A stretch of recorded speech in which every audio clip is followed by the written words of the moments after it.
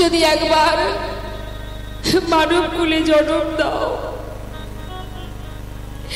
কথা দিচ্ছি প্রভু, তোমার চরণে কথা দিলাম, যদি মানব দেহ কোনোদিন পাই, সেই মানব দেহ পেয়ে বলবার শক্তি দিও, দেখবার দৃষ্টি দিও, শুনবার শ্রুতি দিও, সেবা দেওয়ার হাত দিও। ভাবে গিয়ে তোমায় ছাড়া আর কিছু আমরা চিনব না, জানবো না, ভালোবাসবো না। ভগবান যুগ যুগ ধরে আমাদের সাধনা, আমাদের কামনা, আমাদের চাওয়া পাওয়া শুনতে শুনতে এই পশুকুলের শেষ জন্ম হলো গাভী জন্ম।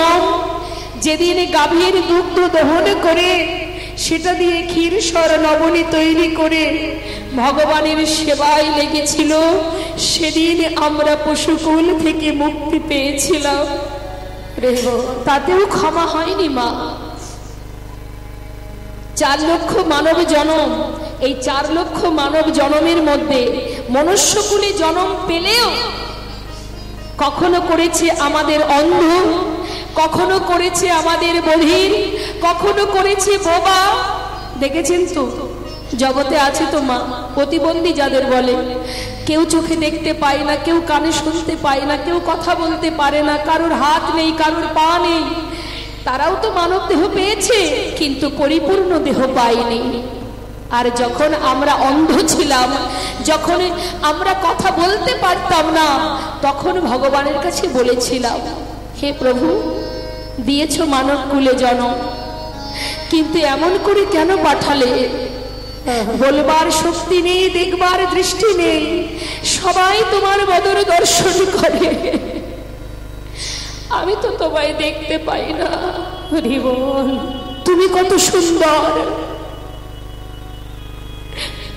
যদি তুমি মানব কুলে জন্ম দাও, এমন কুলে জন্ম দেবে যে কুলে জন্ম পেলে বদন ভরে তোমার নাম গাইতে পারবো, দুহাত দিয়ে তোমায় সেবা করতে পারবো।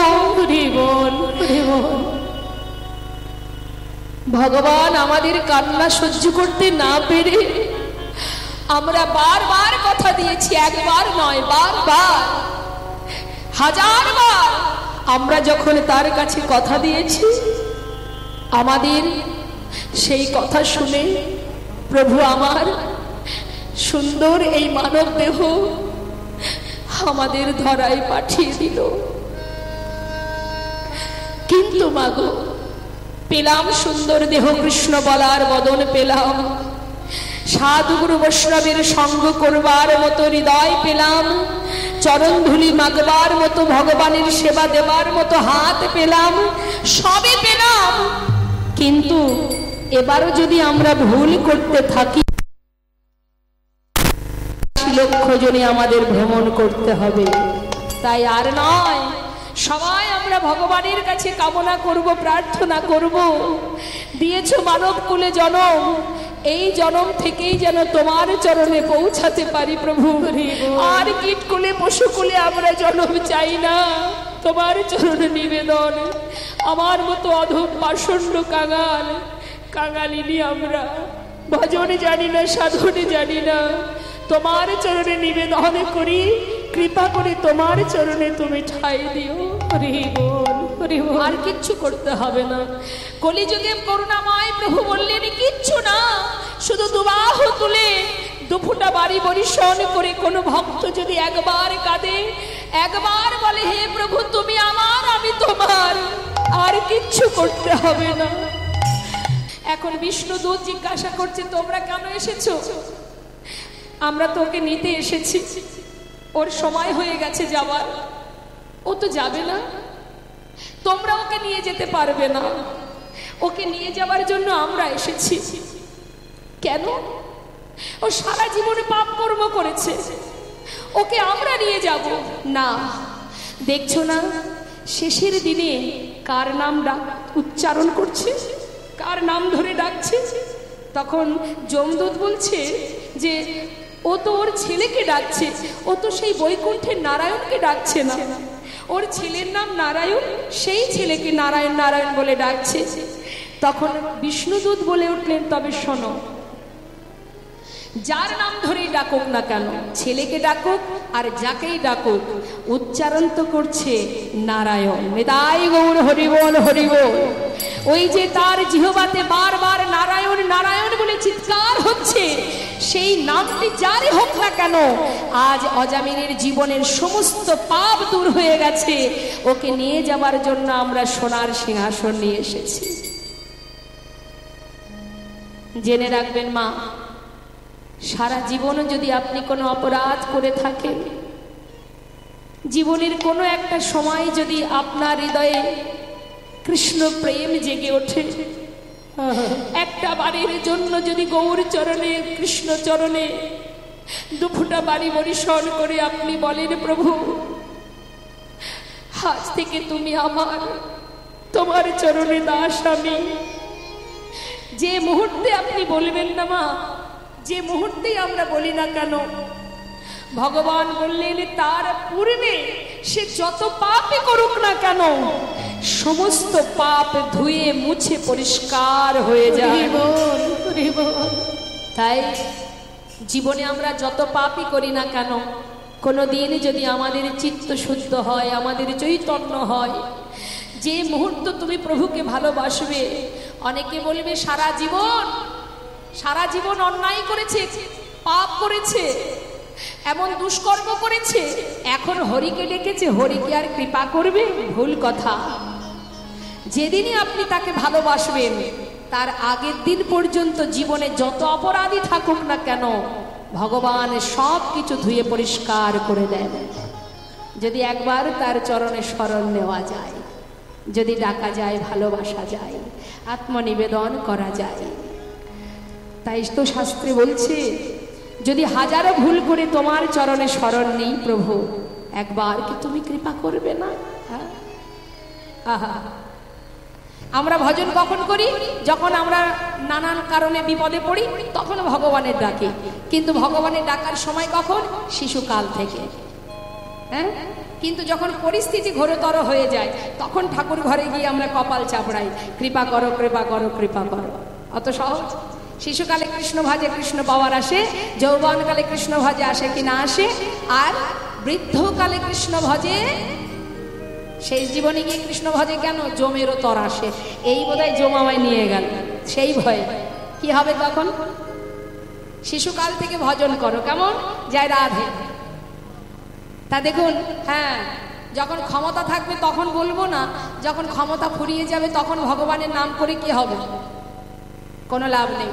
একটা ছোট 8 বছরের শিশু জপের মালা হাতে নিয়ে হেঁটে হেঁটে যাচ্ছে, আর এক বৃদ্ধ বাবা, তিনি ব্যালকনিতে বসে আছে, 3 তলার ব্যালকনিতে বসে বসে চায়ের কাপে মুখ দিয়ে চুমুক দিচ্ছে, আর বলছে, ওরে ও খোকা, এত তাড়াতাড়ি এই পথে নেমে গেলি? নিতাই গৌর হরিবল। তখন সেই ছোট্ট শিশুটা বলে উঠলেন, দাদু, আমার না হয় সকাল সকাল নামা হলো, তুমি কবে নামবে শুনি? আজ না হোক কাল ওই 3 তলার ব্যালকনি থেকে তোমাকে তো তুলসী তলায় আসতে হবে। সেদিন কি আর তুমি পথ খুঁজে পাবে দাদু? হ্যাঁ, চোখেও দেখতে পাবে না, কানে শুনতে পাবে না, সেদিন পথে যাবে কি করে? সকাল সকাল নেমেছি কেন জানো? সময় থাকতে পথে না নামলে আমার নিজের ঠিকানায় আমি পৌঁছাতে পারবো না। কিন্তু তোমার তো আর সময় নেই, পথের মাঝখানে তোমাকে বেঘরে প্রাণ হারাতে হবে, আর কবে নামবে তুমি? নিতাই গৌর হরিবল হরিবল। তাই আমাদের মাথায় রাখতে হবে, এটাই তো আমার বাড়ি ঘর নয়, আমার আসল ঘর সেই গোলকধাম গোবিন্দ চরণ। তা সেই ঘরে পৌঁছাতে গেলে আমাদের সকাল সকাল পথে নামতে হবে, না হলে সন্ধ্যা হয়ে যাবে, দিনের আলো শেষ হবে, আয়ুরবি পশ্চিম দিকে ঢলে পড়বে, তখন তো আর পথ দেখতে পাবো না। তাই বলছে যে উলুধ্বনি করো, যুগলধ্বনি হবে। যখনই আমি জয়ধ্বনি করব, সবাই যদি বাহু তুলবেন, মায়েরা উলুধ্বনি এবং বাবারা জয়ধ্বনি করবেন।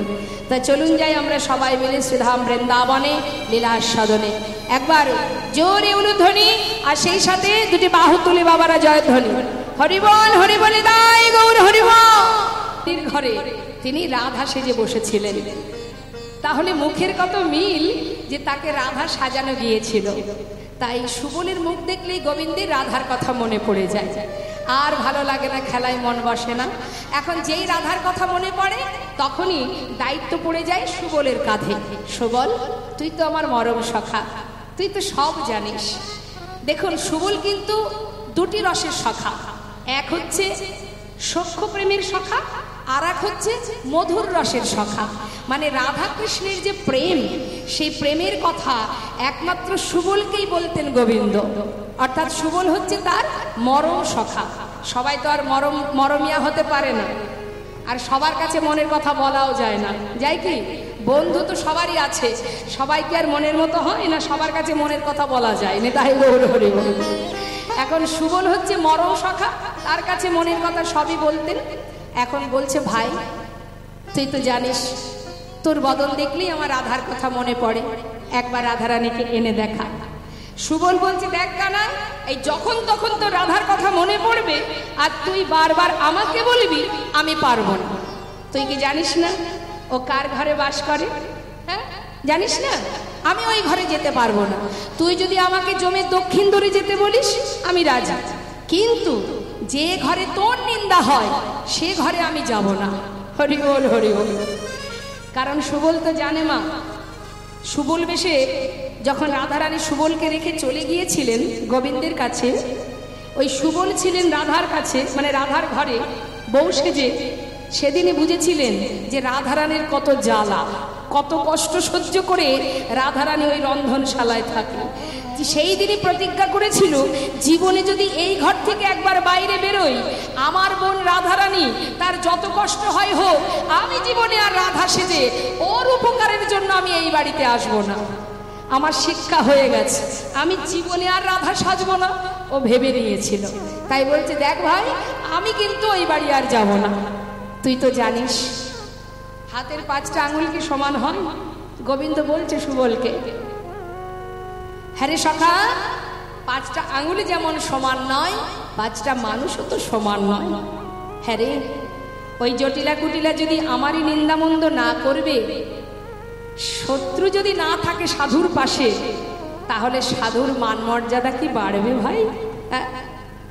যত নিন্দা হবে, যত মন্দ কথা হবে, তবেই তো তার সম্মান আরো উপরে উঠবে, ততই তো তার মর্যাদা বাড়বে। তা তুই দুঃখ করছিস কেন? সবাই সমান প্রকৃতির হয় না, থাক না, তাতে কি আছে, তুই যা, একবার এনে দেখা। সুবল বলছে, দেখ কানাই, যতই আমাকে বোঝাস না কেন, আমি ওই বাড়ি যেতে পারবো না। তবে হ্যাঁ, উপায় তোকে বলে দিতে পারি। কি উপায়? এক কাজ কর, তুই বনে যে মা আছে আমাদের, যোগমায়া যোগেশ্বরী, লীলার সহায়কারিণী, এই যোগমায়াকে মা, যিনি গোবিন্দ আসার সাথে সাথে এসেছেন, হ্যাঁ, যুগে যুগে এসেছেন, লীলা করবার সহযোগিতা করেছেন। কংসের হাত থেকে যিনি উঠে গিয়ে বলেছিলেন, তোমাকে বধিবে যে গোকুলে বাড়িছে সে, ইনি হচ্ছেন সেই যোগমায়া, যিনি অহরহ গোবিন্দের লীলাকে মিলন করাবার জন্য, তিনি যোগাযোগ করাবার জন্য যোগাযোগ ঘটান, যিনি যোগেশ্বরী, যিনি যোগমায়া। হ্যাঁ, তো এই যোগমায়া হচ্ছে গোবিন্দের অন্তরঙ্গ শক্তি, আর মা দুর্গা যিনি হচ্ছেন গোবিন্দের বহিরঙ্গ শক্তি। মা দুর্গা মহামায়া, আর ইনি হলেন যোগমায়া। তাই সেই যোগমায়াকে স্মরণ করতে বললেন। তখন গোবিন্দ চিন্তা করলেন, তাহলে আর কি, সুবল তো যাবে না, এখন যোগমায়াকে স্মরণ করতে হবে।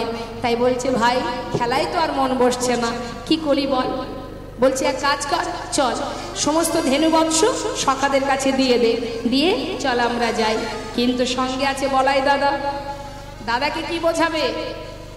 তার যে এখন রাধা দর্শনের বাসনা জেগেছে, এ কথা তো আর দাদাকে বলা সম্ভব নয়, যেহেতু তিনি বড়, তার কাছে কি আর প্রেমের কথা বলা সম্ভব? তাই কি করেছে গোবিন্দ, যখনই তার মনে রাধা দর্শনের বাসনা জাগে, আর কেউ বুঝুক বা না বুঝুক, বলরাম কিন্তু বুঝতে পারে, কারণ তিনি পঞ্চভাবে ভাইকে সেবা দেয়। তার বদন দেখেই বুঝেছে যে আমার ভাই নতুন কোনো লীলা করতে যায়। তাই তিনি ছলনা করে বলছে, কানাই, সারাদিন মাঠে এই যে ধেনু চড়াচ্ছি, প্রচন্ড ঘুম আসছে আমার, আমি এবার একটু ঘুমাবো। তিনি তরুতলে শুয়ে আছে, কপট নিদ্রায়, মানে জেগে জেগে ঘুমানো যাকে বলে মা, হ্যাঁ, কপট নিদ্রায় নিদ্রিত। এখন গোবিন্দ গিয়ে ডাকছে, দাদা, ও দাদা, দাদা তুমি ঘুমালে? বলরাম চিন্তা করছে সাড়া দিলে কানাই যেতে পারবে না, তাই তিনি সাড়া দিচ্ছে না। আর যখন সাড়া পেল না তখন ভাবলো এই তো দাদা ঘুমিয়ে পড়েছে। সখাদের বললে, ভাই শোন, যদি দেখিস দাদা ঘুম থেকে উঠে আমার কথা জিজ্ঞাসা করে, আমার দাদা কিন্তু মিথ্যা কথা সহ্য করতে পারে না, কিন্তু সরাসরি সত্য কথাটা বলা যাবে না, হ্যাঁ, ঘুরিয়ে বলবি। কি বলবি? সত্য কথাও বলা হবে, আবার ঘুরিয়ে বলা হবে। কি বলবি শোন, বলবি, পিয়াস লাগিয়া গিয়াছে কানাই প্রেম সরোবরের কুলে। বড় পিয়াস লাগিয়া গিয়াছে কানাই প্রেম সরোবরের কুলে। দারুণ পিপাসা মিটাইবার লাগি গিয়াছে যমুনার জলে। দারুণ পিপাসা মিটাইবার লাগি গিয়াছে যমুনার জলে। মিছা কথা যেন বলিস না ভাই, যেন মিছা কথা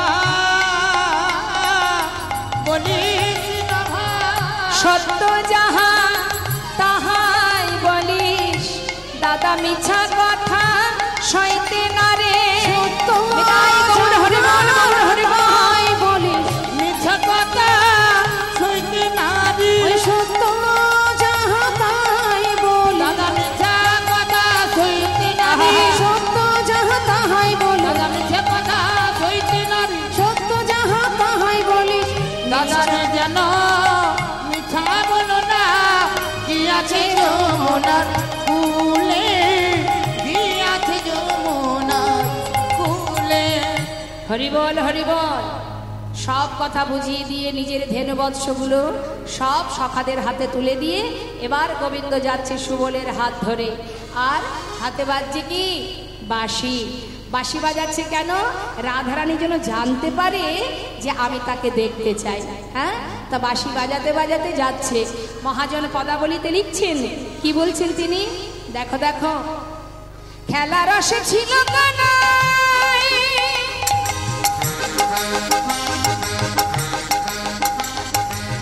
সুবলের সনে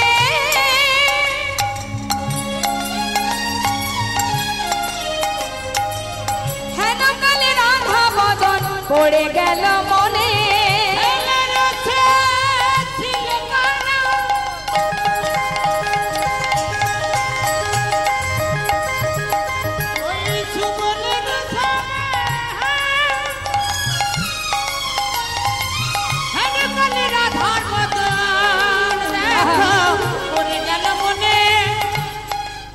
আপনার ধেনু বৎস সঙ্গী গণে দিয়া, আপনার ধেনু বৎস সঙ্গী গণে তখন আপনার, তখন আপনার ধনবৎস সঙ্গী গণে দিয়া। এই ভাই, এই রইল গাবিগণ, ঠিকঠাক দেখে রাখবি, একটা গরু যেন এদিক ওদিকে চলে না যায়। সবাইকে দেখে রাখিস, আমি যাব আর আসবো, কেমন? আপনার ধেনু বৎস সঙ্গী গণে দিয়া, আপনার ধেনু বৎস সঙ্গী গণে দিয়া, রাধা বলে বাজাই বাঁশি ত্রিভঙ্গ হইয়া। রাধা বলে গৌর হরি বল। ত্রিভঙ্গ হইয়া, বলে বাজাই বাঁশি ত্রিভঙ্গ হইয়া। যেই না বাঁশি বাজালো মা, যার উদ্দেশ্যে বাজালো তার কানে পৌঁছে গেল। গোবিন্দ আসতে, গোবিন্দ বাঁশি বাজালেন রাধা বলে, যার যেমন কান সে তেমনই শুনল। শুধু কি আর রাধা শুনেছে? তিনি তো বাঁশি বাজাচ্ছেন রাধাকে দেখবার জন্য, কিন্তু এক একজন এক এক ভাবে শুনছে। তাহলে কে কি শুনছে আমরা একটু শুনবো। কি বলছে? মাতা যশোমতি শোনে, মানে গোবিন্দ যখন বাঁশি বাজাচ্ছে মা শুনতে পাচ্ছে। মা কি শুনছে? মাতা যশোমতি শোনে, ননী দে মাননী, আর নন্দয়োপানন্দ শোনে, এই তো বাধায়ানি। এই তো বাধানি। গোবিন্দ নন্দ মহারাজের পাদুকা মাথায় করে নিয়ে আসতেন। হ্যাঁ, তা নন্দ মহারাজ শুনছে কি যে আমার গোপাল বাঁশি বাজাচ্ছে আর বলছে বাবা এই তো তোমার বাধা আমি নিয়ে আসছি। হরি বল। আর কে কি শুনছে? সখাগণ শোনে বাঁশি চলে গঠে যা, আর রাধা রানী শোনে বাঁশি একবার ঘাটে সরা। গৌর হরি বল হরি বল। শুনে বাসি একবার ঘাটিয়ে সুরায়। যার যেমন কান সে তেমন শোনে, তাই তো বাবা। বাঁশি বাজে একই সুরে, পাখি একই সুরে ডাকে। এখন যার যেমন ভাব তার তেমন লাভ। যার যেমন ভাব তার তেমন লাভ। আস্তে আস্তে আস্তে মাইন্ড কিন্তু ঠিক নেই, কতক্ষণে ওই লাইনটা শেষ হলে আমাদের লাইনটা পড়বে। খুব চঞ্চল মন, বুঝতে পারছি। এখন সেই হয়েছে কি, গাছে পাখি ডাকছে, চার বন্ধু গাছতলা দিয়ে যাচ্ছে। তার মধ্যে একজন বৈষ্ণব, একজন ব্যবসাদার, একজন কুমোর যারা মাটির জিনিস তৈরি করে, আর একজন হলেন মুসলমান। চার বন্ধু যাচ্ছে, গাছের পাখি ডাকছে। এখন চার বন্ধুদের মধ্যে আলোচনা হচ্ছে, বলতো ভাই গাছের পাখি কি বলে ডাকছে? কথাই বলেছি মা, যার যেমন ভাব তার তেমন লাভ। হ্যাঁ, যে যেমন ভাববে তার লাভটা ঠিক তেমনই হবে। আমি বৈষ্ণব বলছি। হ্যাঁ বল বন্ধু, গাছের পাখি কি বলছে বল। পাখি, গাছের পাখি কি বলছে যেন, অন্য কিছু বলেনি, বলছে হরে কৃষ্ণ রাধা। বাহ বাহ বাহ বাহ। এবার আর একজন যিনি ব্যবসাদার, এই যে ঠিক বলছে না? তাহলে তুই বল কি বলছো? তাই বলেছি আমি। এবার যে কুমোর, সে বলছে ধুর তোদের একটাও ঠিক হচ্ছে না। আমার মন বলছে, ও যেন বলছে মাটির জিনিস তৈরি করে যারা, তারা কি বলছে? বলছে আমার মনে হচ্ছে ও বলছে হাড়ি কলসি নাদা। এবার তার মধ্যে যে মুসলমান ভক্ত, মানে মুসলিম, তিনি বলছে ধুর বন্ধু তোদের একটা কথাও ঠিক নয়। কি বলছে তুই বল, কি বলছে? তাই বলছে। পাখি ডাকে একই সুরে, তার ভাষায় সে ডাকে, যার যেমন ভাব তার তেমন লাভ। এক একজন এক এক ভাবে শুনছে। তা যেই না রাধারানী শুনেছে, সখীদের বললেন ওই দেখ সখী, বাজলো বধুর বাসি, কুলনাশাবাসী সর্বনাশাবাসী। সে যখনই বাজে আমি আর ঘরে থাকতে পারি না। এখন আমি কি করে যাব তার কাছে? আমার ঘরে ননদিনী শাশুড়ি, শাশুড়ি বাঘিনীর ন্যায়, ননদিনী কাল সাপিনীর ন্যায় ঘরের চারিপাশে পাহারা দিয়ে বেড়ায়। কোথায় যাব, কি করে যাব? সে তো বাজলো, সে কি জানে না আমি বাদিনীর ঘরে বাস করি? দুঃখ করছে রাধারানী। আর সুবল সখা বলছে কানাই আর দেরি কেন, যা তাড়াতাড়ি যোগমায়াকে স্মরণ কর, মাই পারবে তোর মনোবাঞ্ছা পূর্ণ করতে। যেই না বলেছে মা যোগমায়া যোগেশ্বরীকে স্মরণ করা মাত্রই মা যোগমায়া গোবিন্দের নিকটে বলে উঠলেন, হে প্রভু তুমি কেন স্মরণ করেছো আমি জানি, কিন্তু দেখো প্রভু তাকে আনতে গেলে একটা ছলনা তো করতে হবে। ভগবানের সেবা দিতে গেলে মা যদি আপনি কোনো ছলনার আশ্রয় নেন তাতেও কোনো অমঙ্গল হয় না। তাই ছলনাটা কি হবে না, তুমি দানি সেজে দাঁড়াবে আর আমি মথুরার হাটে দধি দুগ্ধ ঘৃত ঘোলে বিকিকিনি করবার ছলনা করে তাকে বাহির করে নিয়ে আসবো। ভালো কথা। তা গোবিন্দ দাঁড়িয়ে আছে দানি সেজে। দেখুন দান কিন্তু অনেক রকমের আছে, অন্নদান, বস্ত্রদান, রক্তদান আছে না? তা এই যে দান, দানকে তিনটি ভাগে ভাগ করা হয়েছে, তামসিক দান, রাজসিক দান, সাত্ত্বিক দান। রাজসিক দানটা কেমন? আপনার অনেক টাকা পয়সা আছে, আপনি বাড়িতে বৈষ্ণব সেবা দিচ্ছেন, দেখা গেল 2000 বৈষ্ণব সেবায় আপনি দিলেন, কিন্তু যে ব্যক্তির অর্থ দিয়ে 2000 বৈষ্ণব সেবা হলো, তার ভিতরে একটা উদ্দেশ্য যদি থেকে যায়, সেই উদ্দেশ্য যদি সফল না হয়, পরে গিয়ে আফসোস করে, এত টাকা খরচ করলাম, এত কিছু দিলাম, সব বৈষ্ণব সেবা হলো, কিন্তু যে উদ্দেশ্যে আমি সেবা দিলাম সেটাই আমার পূর্ণ হলো না, আফসোস করা। বা দেখা যাচ্ছে কি একটা হরিবাসরে অনেক টাকা ডোনেশন করলো, করবার পর তার মনের ভিতরে যদি অহংকার জন্মে যায় যে আমি এত টাকা দিয়েছি, আমার নামটা মাইকে ঘোষণা করবে, আমি যখন যাব বড় চেয়ারটা দেবে, বারবার আমাকে মাথায় তুলে রাখবে, এই চিন্তা ভাবনা নিয়ে যদি কেউ আমরা দান করে থাকি, এটাকে বলা হয় রাজসিক দান। শাস্ত্রে বললেন এই দান ব্যর্থ হবে তোমার। শুধু অর্থই দেবে, অর্থ তুমি দিলে, কার অর্থ? তার অর্থ, সে তোমাকে দিয়েছে তাই তুমি দিচ্ছ, কিন্তু দেওয়ার পরে তোমার ভিতরে যদি অহংকার এসে যায়, তাহলে গোবিন্দের যে কৃপাটুকু তুমি পেতে সেটুকু আর পাবে না।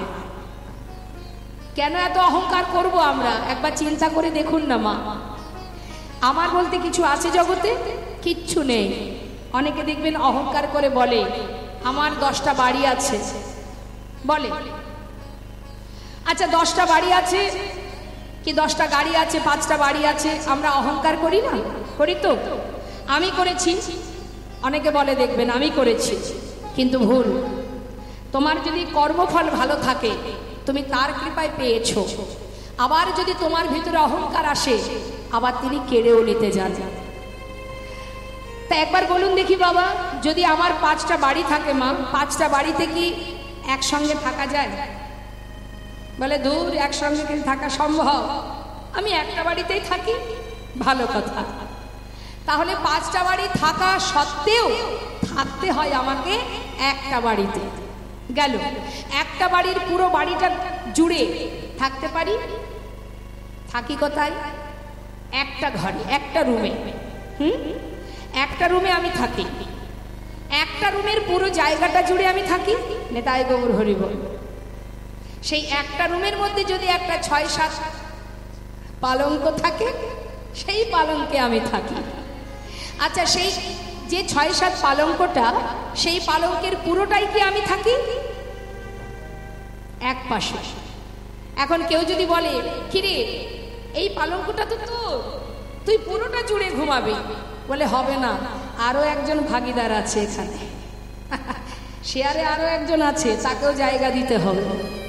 তার মানে কি হলো মা, আমার 5টা বাড়ি, 10টা গাড়ি, এত প্রতিপত্তি, এত বিষয় সম্পদ সবই আছে, কিন্তু থাকার জায়গা, আমার জায়গা মাত্র 3.5 হাত। নেতাই গৌর হরি বল, হরি বল।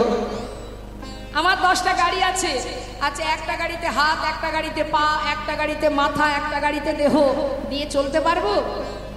পারবো না। বলে তাই আর হয়? গাড়ি তো চালাতে হবে আমাকে একটাই। নেতাই গৌর হরি বল। তাহলে আমরা কেন এত অহংকার করি? যেখানকার সম্পদ সেখানেই পড়ে থাকবে, আমাকে চলে যেতে হবে আমার সুকৃতি অনুযায়ী। আমার যে ফল পাওনা আছে, যেমন কর্ম তার তেমন ফল। ভালো কাজ করলে সুফল, আর কুকাজ করলে কুফল। এই ফলের বোঝা মাথায় করে নিয়ে যেতে হবে, আর কিচ্ছু যাবে না, কিচ্ছু যাবে না। তোমার এত কিছু আছে, তুমি একবার বর্ডার থেকে যাওয়ার সময় নিজের পাসপোর্টটা দেখিয়ে বলবে, একটা পাসপোর্ট দেখিয়ে বলবে এই পাসপোর্টে আমার ছেলে, আমার মেয়ে, আমার বাড়ি, আমার শ্বশুর শাশুড়ি, আত্মীয় পরিজন সবাইকে আমি নিয়ে যাব। হবে? নেতাই গৌর হরি বল। গুরুত্ব দিয়ে বুঝতে হবে। বলবে হবে না, তোমার বলতে যা আছে সব রেখে যাও, তুমি একা চলে যাও। নেতাই গৌর হরি বল। কিছুই তোমার সঙ্গে যাবে না, যতই বলো কেন যাবে না? সারা জীবন কষ্ট করেছি, এই আমার 2 সন্তান আছে, আমার স্বামী আছে, আমার মা বাবা আছে, তারা তো আমার, কেন যাবে না? বলে হবে না, যেই থাকুক সবই থাকবে, শুধু তুমি একা যেতে পারবে। তাহলে এত কেন অহংকার করব আমরা? শুধু ভগবানের কাছে কামনা করুন, হে প্রভু, যা দিয়েছ তুমি, যতটুকু দিয়েছ তুমি, তোমারই দেওয়া। আমার থেকে যারা দিনহীন কাঙাল, যারা দিন দুঃখী, তারা তো কিছুই পায়নি, আমি তো অনেক পেয়েছি, তাতেই খুশি প্রভু। তুমি যেমনটা রেখেছ, চিরকাল যেন তোমার চরণে মতি থাকে, ভক্তি থাকে। হরি বল। আজ রাধারানী আয়ানের ঘরণী হয়েছেন ঠিকই, এত কষ্ট, এত দুঃখ, এত যন্ত্রণা সয়েও মাগো সে কিন্তু গোবিন্দ ভজন ভোলেনি। হ্যাঁ, জীবকে শিক্ষা দিয়ে গেছে সংসারের মধ্যে কর্ম করো, কিন্তু মনটা দিয়ে দাও গোবিন্দ চরণে, যার প্রমাণ আমার রাধারানী। দুঃখ করছেন রাধারানী, এমন ঘরে আমি বাস করি, মন চাইলে মধুর কাছে যেতে পারবো না সখী, কি করব আমি? আর গোবিন্দ আমার মুরলীর ধ্বনি, বংশীর ধ্বনি করছে, রাধা রাধা বলি কানাই পুরে মোহনবাসী, রাধা রাধা বলি কানাই পুরে মোহনবাসী, শ্রীরাধিকার করলে তাহা প্রবেশিল আসি, শ্রীরাধিকার করলে তাহা প্রবেশিল আসি, শ্রীরাধিকার করলে তাহা প্রবেশিল আসি, শ্রীরাধিকার করলে তাহা প্রবেশিল আসি, শুনি ধ্বনি সুবদনী অথির হইয়া, শুনি ধ্বনি সুবদনী অথির হইয়া, বলে বধুরে ভেটিতে যাব আপনার দিয়া, বধুরে ভেটিতে যাব আপনার দিয়া, রায় শেখর কহে এই কথা বটে, চলো সবে যাই মোরা মথুরার হাটে, রায় শেখর হরিবল হরিবল এই কথা বটে, চলো সবে যাই মোরা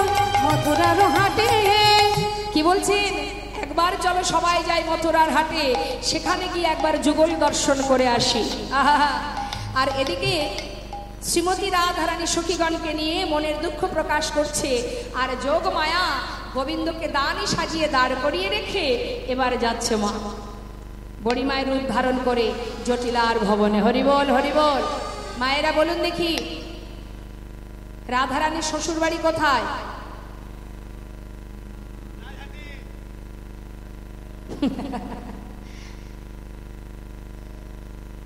বলুন। হ্যাঁ, রাধারানীর শ্বশুর বাড়ি কোথায় বলতে পারছেন না?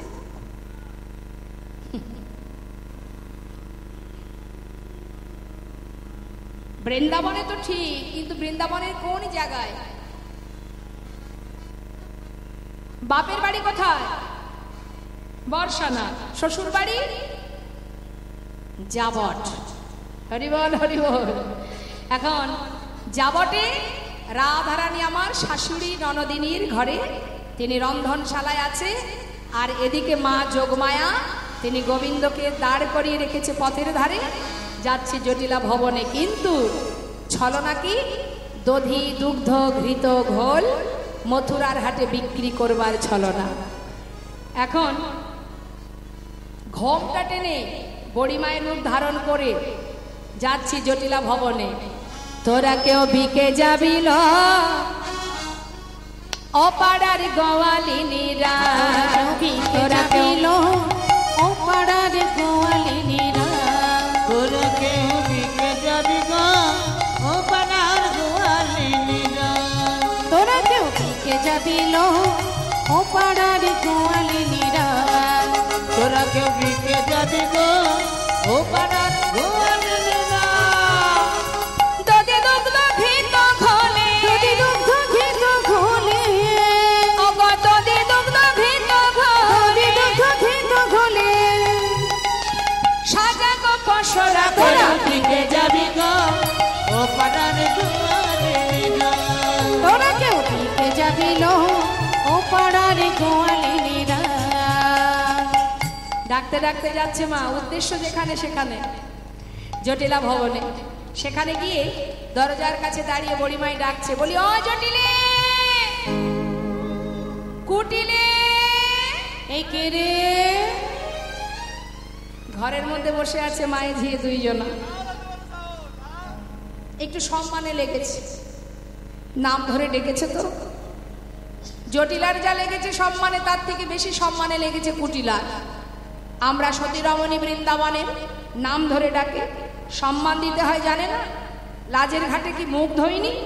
কার এত বড় সাহস আমার এত নাম ধরে ডাকে? এদিকে আয়। চোখেও দেখিস না, কানেও শুনিস না, তোর আর আমার নাম ধরে ডাকছে। এই বৃন্দাবনে এখনো কেউ আছে যে হ্যাঁ,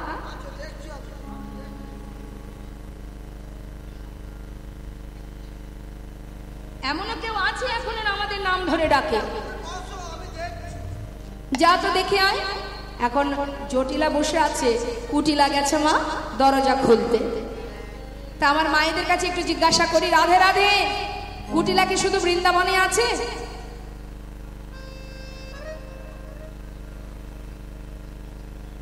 আছে না? যে অন্যের ভালো সহ্য করতে পারে না, কুট মনোভাব যার, সেই তো কুটিলা। কারোর ভালো হয়েছে তার রক্ষে নেই, অজান্তেই আপনি তার কাছে অপরাধী হয়ে যাবেন, হ্যাঁ শত্রু হয়ে যাবেন। তা এরকম কুটিলা ঘরে ঘরেই আছে। আর যারা কূট প্রকৃতির হয়, যাদের মনোভাব কূটনৈতিক হয়, তাদের বদন দেখলে বোঝা যায়।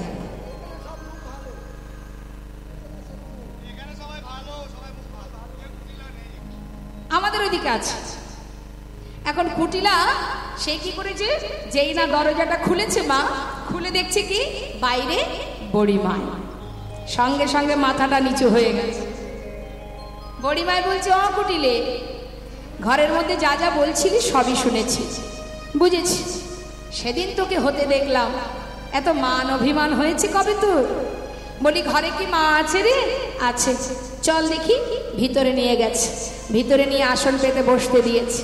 পাতা আসনে বসে জটিলার দিকে তাকিয়ে আছে। বলি জটিলা, বয়স তো কম হয়নি, ভালোই তো বয়স হয়েছে, মরবি কবে? হ্যাঁ কবে মরবি? জটিলা বলছে, কি যে বলো না মা, মরা কি আর আমার হাতে? সময় হলে তিনিই নিয়ে যাবে। যাক যাক। শোন, তোদের বাড়িতে এলাম কেন জানিস? দেখ, আমি কিন্তু বরাবরই তোদের ভালো চাই, আজও এসেছি তোদেরই ভালোর জন্য। খবর পেলাম কংস মহারাজ বাড়িতে 2000 বৈষ্ণব সেবা দেবেন, তাই মথুরার হাটে ঘিয়ের দরে ঘোল বিক্রি হচ্ছে। ভাবলাম গোয়ালা মানুষ আমরা, দধি দুগ্ধ ঘৃত ঘোল বিক্রি করে জীবন কাটে আমাদের, তাই এমন সুযোগ হাতছাড়া করে লাভ কি? যাব হাটে। হাটে যেতে যেতে হঠাৎ পথে আসতে আসতে মনে হলো যে তোর বাড়ি থেকে একটু ঘুরে যাই, তোরা যদি কেউ যাস। বলি যাবি না কি রে জটিলে? জটিলা বলছে, মা খবরটা তো ভালোই বললে, এমন সুযোগ হাতছাড়া করা ঠিক নয়, কিন্তু বিশ্বাস করো মা, আমার কি আর সেই বয়স আছে যে হাটে যাব? দেখতে পাচ্ছ না এখন আর সেই বয়স আছে? চোখে দেখতে পাই না, কানে শুনতে পাই না, ভালো করে চলতে পারি না। আচ্ছা ঠিক আছে, তুই না হয় যেতে পারবি না, তোর মেয়ে কুটিলাকে হাটে পাঠিয়ে দে। যা বলেছো বলেছো মা, আর বলো না। ওই মেয়েকে হাটে পাঠাবো আমি? জীবনে জ্ঞান থাকতে ওকে হাটে পাঠাবো না। নিজের সংসারটা ভালো করে করতে পারেনি, কারোর ভালো কোনোদিনও দেখতে পারে না। নেহাত আমার পেটের মেয়ে, ফেলে তো দেয়া যায় না, তাই জন্য ঘরে রেখেছি। 2 দিনও ঘর করতে পারেনি, স্বামীকে খেয়ে আমার ঘাড়ে চেপে বসে আছে। আমার সর্বনাশা ওই কুলনাশা মেয়ে, ওকে যদি আমি হাটে পাঠাই, হাট কি আর ভালো থাকবে গো মা? ঝগড়া হবে, গন্ডগোল হবে, মারামারি হবে, ওকে আমি জেনে বুঝে হাটে পাঠাতে পারবো না। সে কি রে, তোর মেয়ের এত গুণ? গুণের কথা আর বললাম কোথায়, শোনো তাহলে বলি। আমার মেয়ের এমন গুণ, কাঁচা বাঁশে লাগাই ঘুম। মেয়ের এমন গুণ, ও সে কাঁচা বাঁশে লাগাই ঘুম। আমার মেয়ের এমন গুণ, কাঁচা বাঁশে লাগাই ঘুম। মেয়ের এমন গুণ, জলেতে লাগাই আগুন। মেয়ের এমন গুণ, ও সে জলেতে লাগাই আগুন। মেয়ের এমন গুণ, জলেতে লাগাই আগুন। মেয়ের এমন গুণ, আমার মেয়ের এমন গুণ, কাঁচা বাঁশে লাগাই ঘুম। মেয়ের এমন গুণ, ও সে কাঁচা বাঁশে লাগাই ঘুম। মেয়ের এমন গুণ। আচ্ছা, শুধু তাই নয় মা, জলে আগুন লাগাতে পারে, কাঁচা বাঁশে ঘুণ ধরাতে পারে। কোনোদিন পেরেছেন? কোনোদিন? সতী রমণীর দ্বারাই সম্ভব জলে আগুন লাগানো। হ্যাঁ, যেমন তেমন মেয়ে নয় আমার। কেশের সেতু পার হতে পারে, মানে চুলের উপর দিয়ে হেঁটে যেতে পারে আমার মেয়ে। কত গুণ! বাবা দেখ কুটিলে, আহা জটিলে, তুই যা যা বললি সবই বুঝলাম, তুই যে কি বলতে চাইলি, আসল বিষয়টা যেটা কি সেটা আমার বোঝা সারা। কিন্তু তোর মেয়েরা দোষ দিয়ে লাভ কি বল? আমরা গাছে তো আর আম হতে পারে না। তাই তো, আমরা গাছে কি আর আম ফলে রে? আমরা গাছে আমরাই হয়। তুই যে খুব একটা ভালো তা তো না। যা, আমার আবার কি হলো মা? আমি আবার কি করলাম? শোন, তোর মেয়ের এত গুণ জানতাম না। ও মা, শুধু তাই নয়, ওর পদভারে মাটি কাঁপে, মুখের বলে দধি টকে। মানে ভাষা এত টক, যদি দইয়ের হাড়ি থাকে দই টকে যায়। ওকে আমি হাটে পাঠাবো না। ঠিক আছে, তা তোর ছেলে? এমন একটা ছেলে যদি কারোর ঘরে থাকে, শোন শোন, কথায় আছে বসে খেলে রাজার ভান্ডার ফুরিয়ে যায়। হ্যাঁ, আজ না হয় বড় লোক আছিস, কাল যদি গরিব হয়ে যাস, কে জানে ভাগ্যে কি আছে। সেই জন্যই তো বলে জাত ব্যবসা কখনো ছেড়ে দিতেন। আজ ধনী কাল গরিব, তার প্রমাণ মা, তার প্রমাণ অযোধ্যার রাজা। অযোধ্যার রাজা ছিলেন রাজা হরিশ্চন্দ্র। চিন্তা করে দেখুন, এত বড় রাজ্যে রাজা হয়ে সেই রাজা হরিশ্চন্দ্র এক সময় মৃগয়া করতে গিয়ে বনের ভিতর দিয়ে যেতে গিয়ে একটা ফুলের বাগানে, ফুল গাছে এক একটা ফুলে এক একটা রমণী বাধা দেখে বিশ্বামিত্র মুনি সুন্দর ফুলের বাগান করেছিলেন। কিন্তু প্রত্যেকটা রমণী ওই পথে যাবার সময় একটা করে ফুল ছিঁড়ে নিত। তাই বিশ্বামিত্র মুনি সেই ফুলে মন্ত্রপুত করে রেখেছিলেন, যে ফুলে হাত দেবে সে বাধা পড়বে। এবার যখন কিনা ওই পথ দিয়ে যাচ্ছে রাজা হরিশ্চন্দ্র, দেখছে ফুলে রমণীদের বাধা, রমণীগুলো বাধা আছে বলে তিনি তার ক্ষমতা দিয়ে সেই রমণীদেরকে উদ্ধার করেছিল। আর এটাই ছিল তার অপরাধ, যে বিশ্বামিত্র মুনির কাছ থেকে অনুমতি না নিয়ে কর্মটা করেছে। কিন্তু সে তো রাজা, তার তো এটা দায়িত্ব সবাইকে রক্ষা করা। তিনি এই কর্ম করেছিলেন বলে বিশ্বামিত্র মুনি রাজসভায় এসে বলেছিলেন যে যে কর্ম তুমি করেছো আমার আদেশ ছাড়া, এর জন্য তোমাকে সাজা পেতে হবে। কি সাজা? করজোড়ে বললেন, আমি রাজা, সবাইকে রক্ষা করাই আমার কাজ, কিন্তু এতেও যদি কোনো অপরাধ হয় আমি সেই অপরাধের সাজা মাথা পেতে নেব। বলুন আমার জন্য কি সাজা? বলে, শোনো, তোমার যেই রাজ্য, এই রাজ্য আমাকে দান করে দিতে হবে। তাই গৌর হরি হরে। যেই না রাজ্য দান করে দিল মা, রাজ্য দান করবার পর সিংহাসন পরিত্যাগ করে বিশ্বামিত্র মুনি সেই রাজ্য নিয়ে নিলেন। আর হরিশ্চন্দ্র তার স্ত্রী, তার পুত্র দুজনের হাত ধরে রাজ্য ছেড়ে পথে নেমে গেলেন। তাই গৌর হরি। যেই না পথে নেমেছে, সঙ্গে সঙ্গে বিশ্বামিত্র মুনি বললেন, এবার আমাকে দক্ষিণা দাও, দক্ষিণা দাও। রাজ্য দান করেছো, এবার দক্ষিণা দাও। এবার বলুন দেখি আপনারা, সবই তো দিয়ে দিয়েছে, তাহলে দেবার মতো আর কি আছে? কি করে দক্ষিণা দেবে? গোটা রাজ্যটাই দান করে দিয়েছে, শূন্য হাত, কি দেবে দক্ষিণা?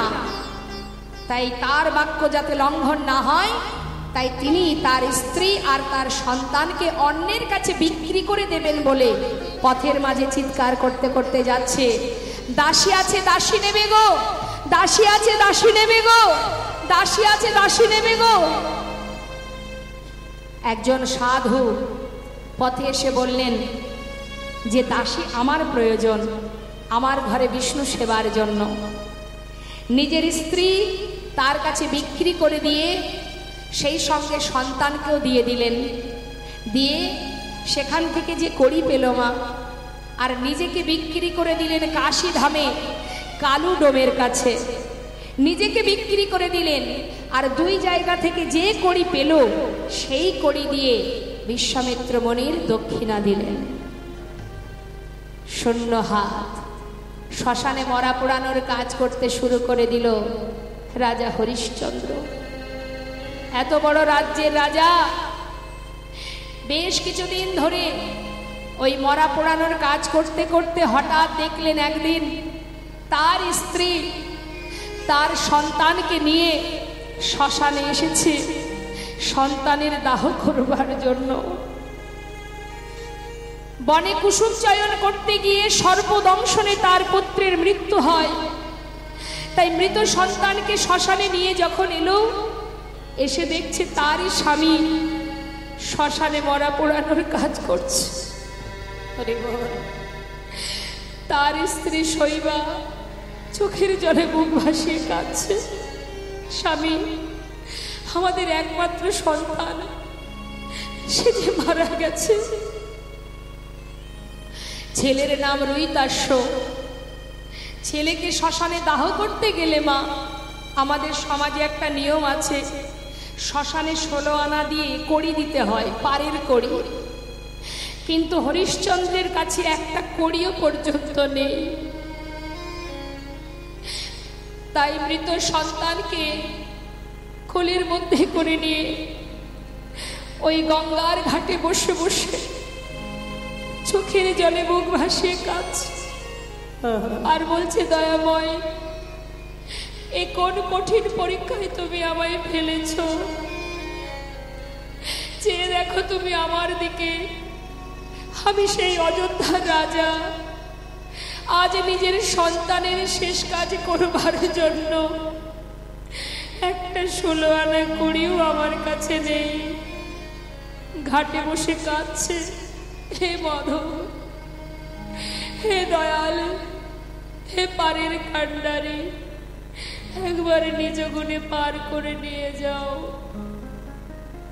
চেয়ে দেখো প্রভু, এমনই সাধের রাজ্য ছাড়ি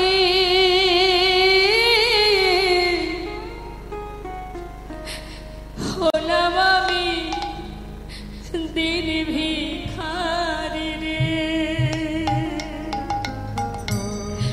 ও কি মাধব,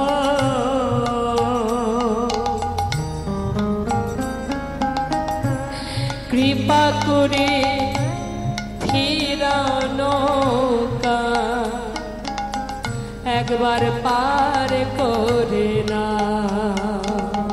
ওই নায়ক সাধে রাজ্য ছাড়ি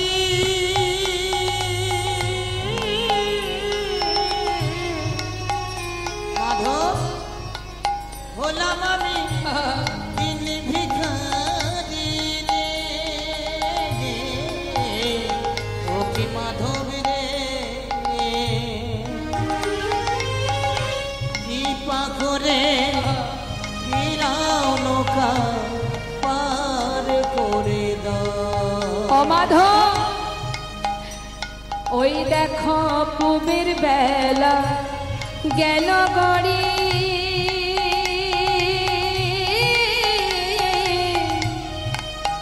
ও গো নাই গো আমার টাকা কড়ি রে। ও কি মাধব রে, কৃপা করি ফিরাও নৌকা একবার পার করে না।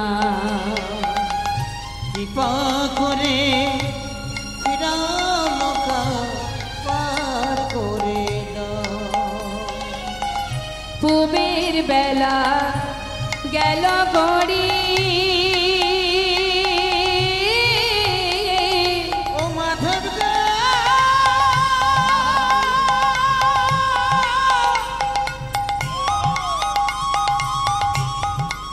ও মাধব গো। হরিবল হরিবল নাই গৌর হরিবল। মাধব গো,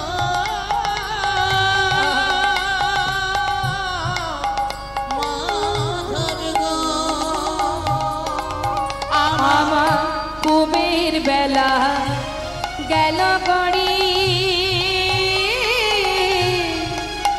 ও গো নাই গো আমার পারের কড়ি রে।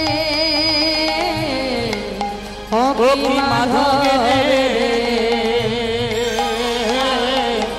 কৃপা করে ফিরাও নৌকা পার করে দাও। ও কি মাধব রে, কৃপা করি নাও নৌকা পার করে না। কৃপা কৃপা করে ফিরাও নৌকা পার করে না, একবার কৃপা করে নৌকা পার করে, একবার কৃপা করে পার করে না, একবার পার করে না, একবার পার করে দাও। জেনে রাখবেন মা, ভাগ্যের লেখন কখনো খণ্ডানো যায় না। কার ভাগ্যে কে আছে আমরা কেউ জানি না। তার প্রমাণ দেখুন শাস্ত্রে কি বলছেন। আজ যে রাজা কাল সে ভিখারি, আজ কি বলছে, অবতার শ্রীরামচন্দ্র মা জানকীর পতি, তার হইল বনবাস রাবণী করে দুর্গতি, আগুনেও পুড়িল না, আগুনেও পুড়িল না, কপালের কি লেখা কাহার সমান নাহি যায় ও গতি যদি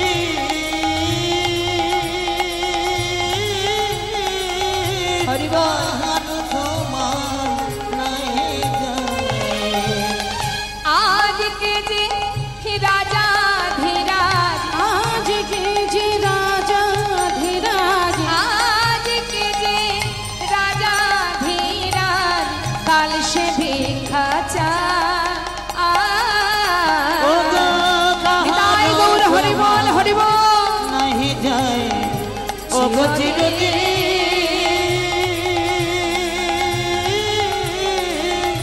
কাহার সমান নাহি যায়। ভাগ্য আজ ভালো কাল মন্দ, তাই বলি শোন জটিলে, জাত ব্যবসা ছাড়তে নেই, জাত ব্যবসা ছেড়ে দিতে নেই। কথায় আছে বসে খেলে রাজার ভান্ডার ফুরিয়ে যায়। চল আর দেরি কেন, চল আমরা সবাই যাই, মথুরার হাটে যাই, বিকি কিনি করে আসি। জটিলা বলছে, মা তোমার সবই বুঝলাম, কিন্তু যাওয়ার মতো তো আর কেউ নেই। হ্যাঁ রে, তাহলে এক কাজ কর, ছেলেকে পাঠিয়ে দে। হবে না, ও তো বিকি কিনি জানেই না। মায়ের পূজা, ভবানী মায়ের পূজা ছাড়া আয়নের তো আর কিছু জানা নেই। চিন্তা করলেন সবার কথাই তো বলা হয়ে গেল, যে জন্য আমার এত কষ্ট করে আসা, এবার তার কথাটাই বলা হয়। হ্যাঁ রে জটিলে, সবার কথাই তো হলো, কিন্তু কথায় কথায় আমার নাতনির কথাটা শোনা হলো না।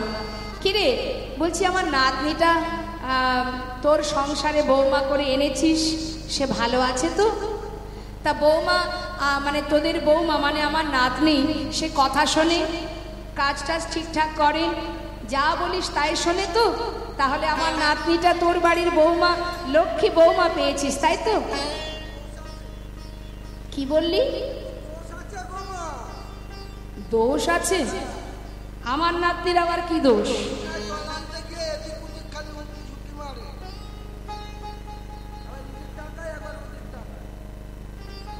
ওই এই ব্যাপার। বলছে মা সব ভালো আমাদের বৌমার, একটা দোষ আছে, যদি একটু যমুনায় জল আনতে পাঠাই, যাবার সময় এদিক ওদিক তাকাতে তাকাতে যায়। এটা আবার কোনো ব্যাপার? এতদিনে ওই মানে আমার নাতনির ওই রোগটা তোরা ভালো করতে পারলি না। শোন, এক কাজ কর জটিলে, ওই সামান্য বিষয় ও আমি আমার সঙ্গে পাঠিয়ে দে, আমি বেশি সময় লাগবে না, কিছুক্ষণের মধ্যে আমি ওই রোগটা সারিয়ে দেব। কি করে সারাবে? শোন, দাঁড়া, বলি ও রাজনন্দিনী, রাজনন্দিনী। ডাকা মাত্রই চলে এসেছে। দেখেছেন কত কথা শোনেন। বলি ও নাতনি, কেমন আছিস রে? দেখি দেখি, সংসার করছিস, সারাদিন অনেক কাজ করিস, পরিশ্রম হয়, তা যাক তুই ভালো আছিস তো? শোন, আজ আমি ভেবেছিলাম তোকে নিয়ে হাটে যাব, কিন্তু তোর শাশুড়ি ননদিনীর একটা অভিযোগ আছে। সেটা হচ্ছে তোর শাশুড়ি ননদিনী বলল তুই নাকি যমুনায় জল আনতে যাবার পথে তোর শাশুড়ি ননদিনী খবর পায় তুই নাকি একবার এদিক আর একবার ওদিক তাকাতে তাকাতে যাস। কেন রে? ছি ছি ছি, লোকে শুনলে বলবে কি তুই না আমার নাতনি। শোন, আজ তোর শাশুড়ির পা ছুঁয়ে কথা দে, আমি তোকে হাটে নিয়ে যাব। যাবার পথে তুই এদিক ওদিক কোনো দিকে তাকাবি না, যে পথে যাবি সোজা তাকাবি। নে, পা ছুঁয়ে কথা দে। মায়ের পা ছুঁয়ে কথা দিলাম, এদিক ওদিক আর কোনো দিকে তাকাবো না, সোজা যাবো, কিন্তু বাঁকা পেলে দাঁড়িয়ে যাবো। হরি বল, নেতাই গৌর হরি বল। বাঁকা পেলে দাঁড়াবে, সোজা পথে যাবে, বাঁকা পেলে দাঁড়াবে। শাশুড়ি ভাবছে এই না হলে আমার বৌমা, হ্যাঁ? বাঁকা পেলে মানে বাঁকা রাস্তা হলে আর যাবে না, শাশুড়ি এটা ভেবেছে। আর বৌমা কি বোঝালেন? বাঁকা শ্যাম পেলে দাঁড়াবো। হরি বল। আজ আমার রাধা রানী বলেছেন বড়িমাই আমি শাশুড়ির চরণে ছুঁয়ে কথা দিলাম, আজ আমি এদিক ওদিক কোনো দিকে চাইব না। আজকে এত এদিক ওদিকে তাকাবার দরকার নেই, কারণ গোবিন্দ পথের ধারে দাঁড়িয়ে আছে দানি সেজে, তাই বলছে কোনো দিকে তাকাবো না, আমি একদিকে চাহিব। নিতাই গৌর হরি বল, হরি বল। আমি একদিকে চাহিব, একদিকে চাহিব, এদিক ওদিক চাইব না মা, একদিকে চাহিব। আমি এদিক ওদিক চাইব না মা, একদিকে চাহিব। বাঁকা পেলে দাঁড়াবো, একদিকে চাহিব। আমি বাঁকা পেলে দাঁড়াবো, একই পানে চাহিব। বাহ, এরম কথা শোনা বৌমা আছে এখন জগতে?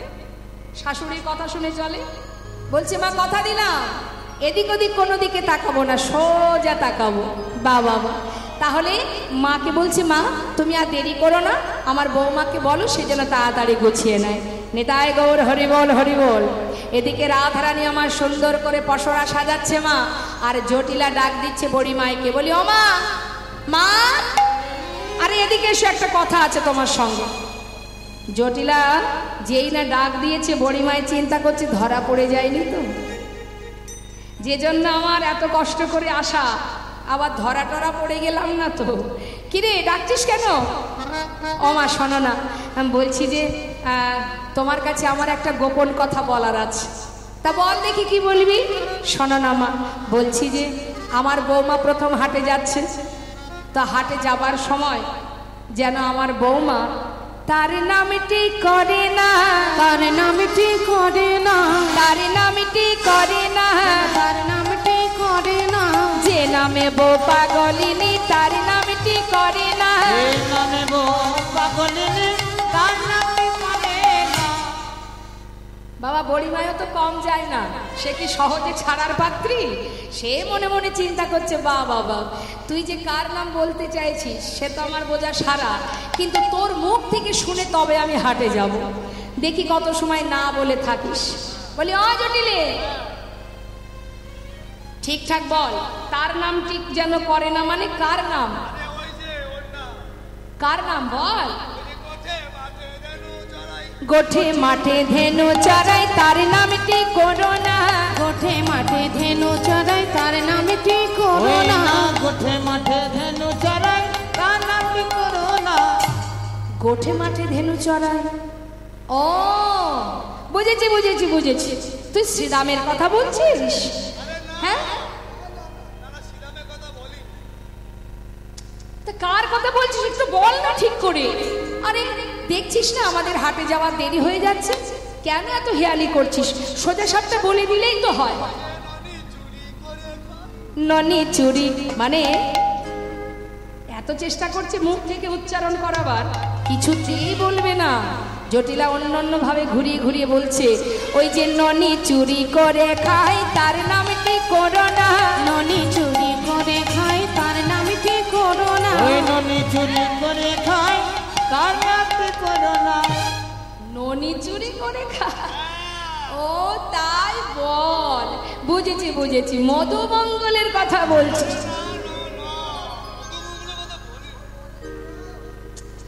দেখ জুটিলে, আর কিন্তু ভালো লাগছে না, সেই থেকে দাঁড় করিয়ে রেখেছিস। আরে বাবা, এত কথার কি আছে? সোজা কথা সোজা ভাবে বললেই তো হয়। কি বলতে চাইছিস বল দেখি। কি করে বুঝবো বল? এমন করে ঘুরিয়ে পেঁচিয়ে বললে হবে? ঠিক করে বল, কার কথা বলতে বারণ করছিস? নন্দের বেটা কেলে ছড়া, তার নামটি করোনা। নন্দের বেটা কেলে ছোড়া, তার নামটি করোনা। নন্দের বেটা কেলে ছোড়া, তার নামটি করোনা। ও, ওই কেলে ছড়া কৃষ্ণ।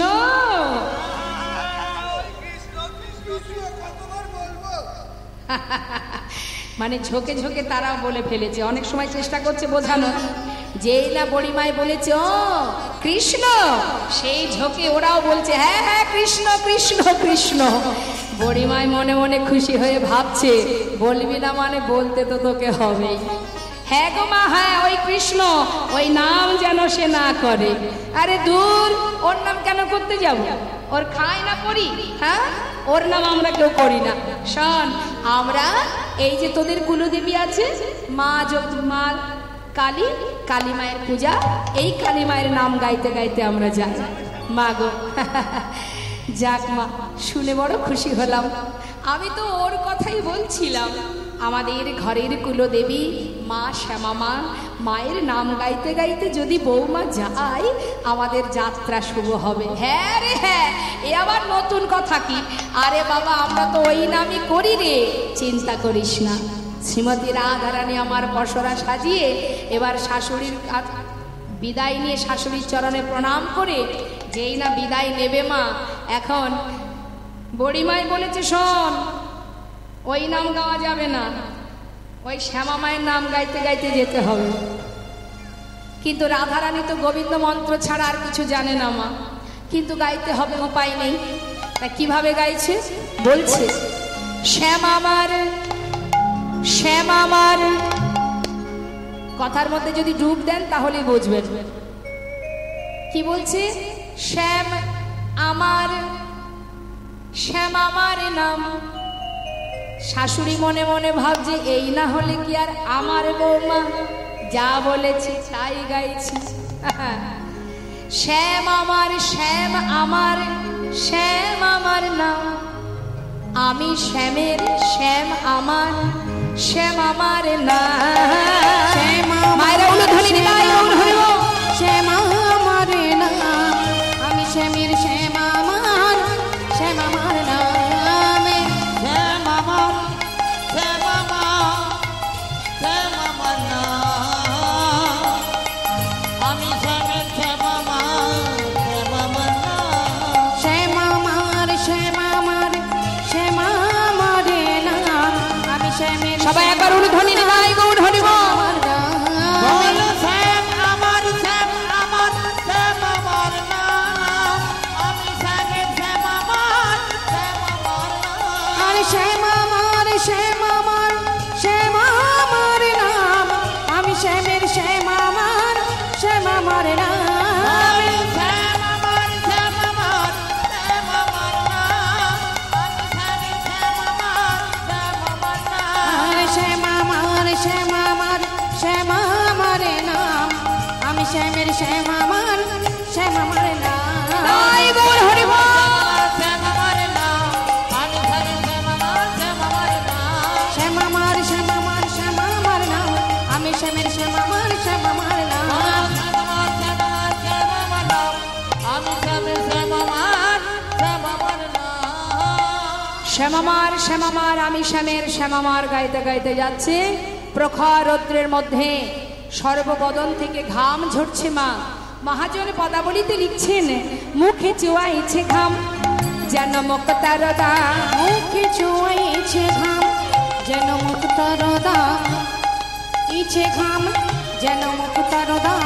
হেন বুঝি কমদের শাখা, ওই না হেন বুঝি কমুদের শাখা। হেন বুঝি কুমুদের শাখা। শীতল তরুর ছায় রহিয়া রহিয়া যায়। শীতল তরুর ছায় রহিয়া রহিয়া ওই যায়। শীতল তরুর ছায় রহিয়া রহিয়া যায়। যমুনা কিনারে কিনারে দিল দেখা, আর যমুনা কিনারে দিল দেখা, যমুনার কিনারে দিল দেখা।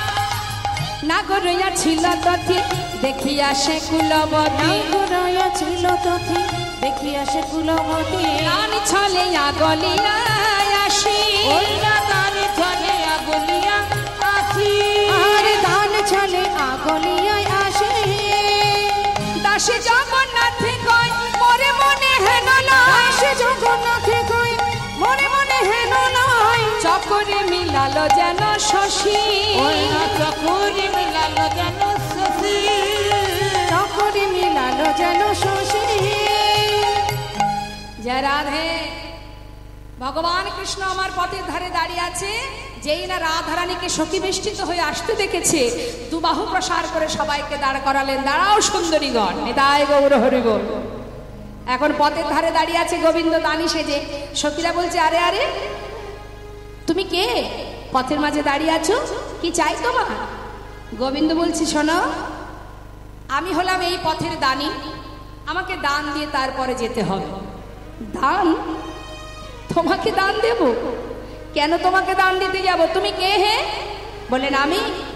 শোনো, আমি কংস মহারাজের কাছে দরখাস্ত লিখেছিলাম, হে মহারাজ কৃপা করে যদি আমাকে একটা চাকরি দেন, বসে বসে থাকলে তো আর জীবন চলবে না, কিছু তো একটা করে খেতে হবে, আপনি কৃপা করে আমাকে একটা চাকরি দিন। তাই মহারাজ কৃপা করে দুটো চাকরি দিয়েছে। এক, এই যে পার হও তোমরা, পার ঘাটার মাঝি আমি, আর এই যে প্রতিদিন মথুরার হাটে বিক্রি করো দধি দুগ্ধ ঘৃত ঘোল, কিন্তু জানো না বছরের শেষে কংসের দ্বারে কর দিতে হয়, তোমরা কর ফাঁকি দিয়েছো, হ্যাঁ মানে ট্যাক্স ফাঁকি দিয়েছো, তাই তোমাদের কাছ থেকে কর আদায় করা চাকরি, নিতাই গৌর হরি। সখীরা বলছে আরে দেখেছো কাণ্ড, অবশেষে একেই দানি করেছে। গোবিন্দ বলছে শোনো সুন্দরী, এই অসময়ে যাচ্ছ কোথায়? ঘরের লক্ষ্মী, আমাকে বলে যেতে হবে যাচ্ছ কোথায়। কোথায় যাও হে গোয়ালিনী,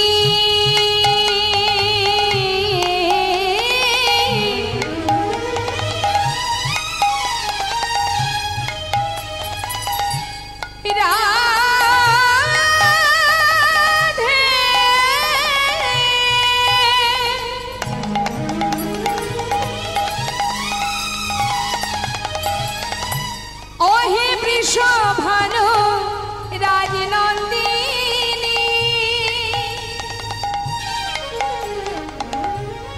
অসময়ে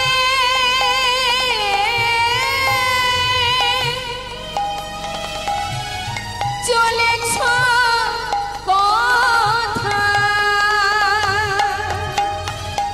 কোথায় যাও হে, কোথায় যাও হে গোয়ালিনী, কোথায় তোমার ঘর হে, কিসের পসরা দাসী, কিসের পসরা দাসী, কিসের পসরা দাসী, কিসের পসরা দাসী, মাথা রয় পহরে রে, আহা মাথা রয় পহরে রে, নিতাই গৌর হরি বল। ওই মাথার উপরে রে, জানো নাকি এই পথে আমি মহাদানী। জয় রাধে। গল্পের শেষ নেই, হ্যাঁ কত গল্প হচ্ছে, আজকে সুযোগ পেয়েছে গল্প করার। নিতাই গৌর হরিবল হরিবল। গল্প আমি কম জানি না, যদি বলেন তোমাকে কীর্তন করতে হবে না, তুমি গল্প করো, আমি 4 ঘন্টা 5 ঘন্টা গল্প করে দেব, কিন্তু সব কিছুতে একটা সময় থাকে, ঘুমানোর সময় ঘুমানো, খাওয়ার সময় খাওয়া, শোনার সময় শুনতে হবে। কি আপনাদের এদিকে সিরিয়াল হয়? ওমা আমার দিকে একটু ঘুরে বসুন তো, একবার মাথাটা এদিক আর একবার ওদিক, চিত্ত বড় চঞ্চল আমাদের, এই চিত্তে কি আর গোবিন্দ ভজন হবে বাবা? সারাদিন মাথা শুধু এদিক ওদিক হচ্ছে, কে গেল আর কে এলো এই নিয়ে আমাদের বড় জ্বালা। দেখুন অবস্থা দেখুন, হয়তো কোনো সঙ্গী চলে যাচ্ছে, ভাবছে চলে যাচ্ছে, আমি যদি আবার কি হবে, আমার তো আর কেউ নেই। নিতাই গৌর হরি গৌর। বড় দুঃখ আমাদের। অনেকে বলে জানো গো মা আমার কেউ নেই, অনেকে বলে। আচ্ছা কেউ নেই তবুও কেউ আছে, একবার ভেবে দেখুন। কেউ নেই তবু একজন আছে। যখন হরিদাস ঠাকুরের অঙ্গে চাবুকের আঘাত পড়ছিল, হরিদাস ঠাকুরের পাশে কেউ ছিল? ছিল না তো, কিন্তু একজন ছিল, সেই সর্বশক্তিমান। তিনিই পারেন রক্ষা করতে। কৃষ্ণ কৃষ্ণ কৃষ্ণ। দ্রৌপদীর যেদিন বস্ত্রহরণ হয়, রাজসভায় সবাই ছিল, তার সম্মানকে কেউ রক্ষা করতে গিয়েছিল?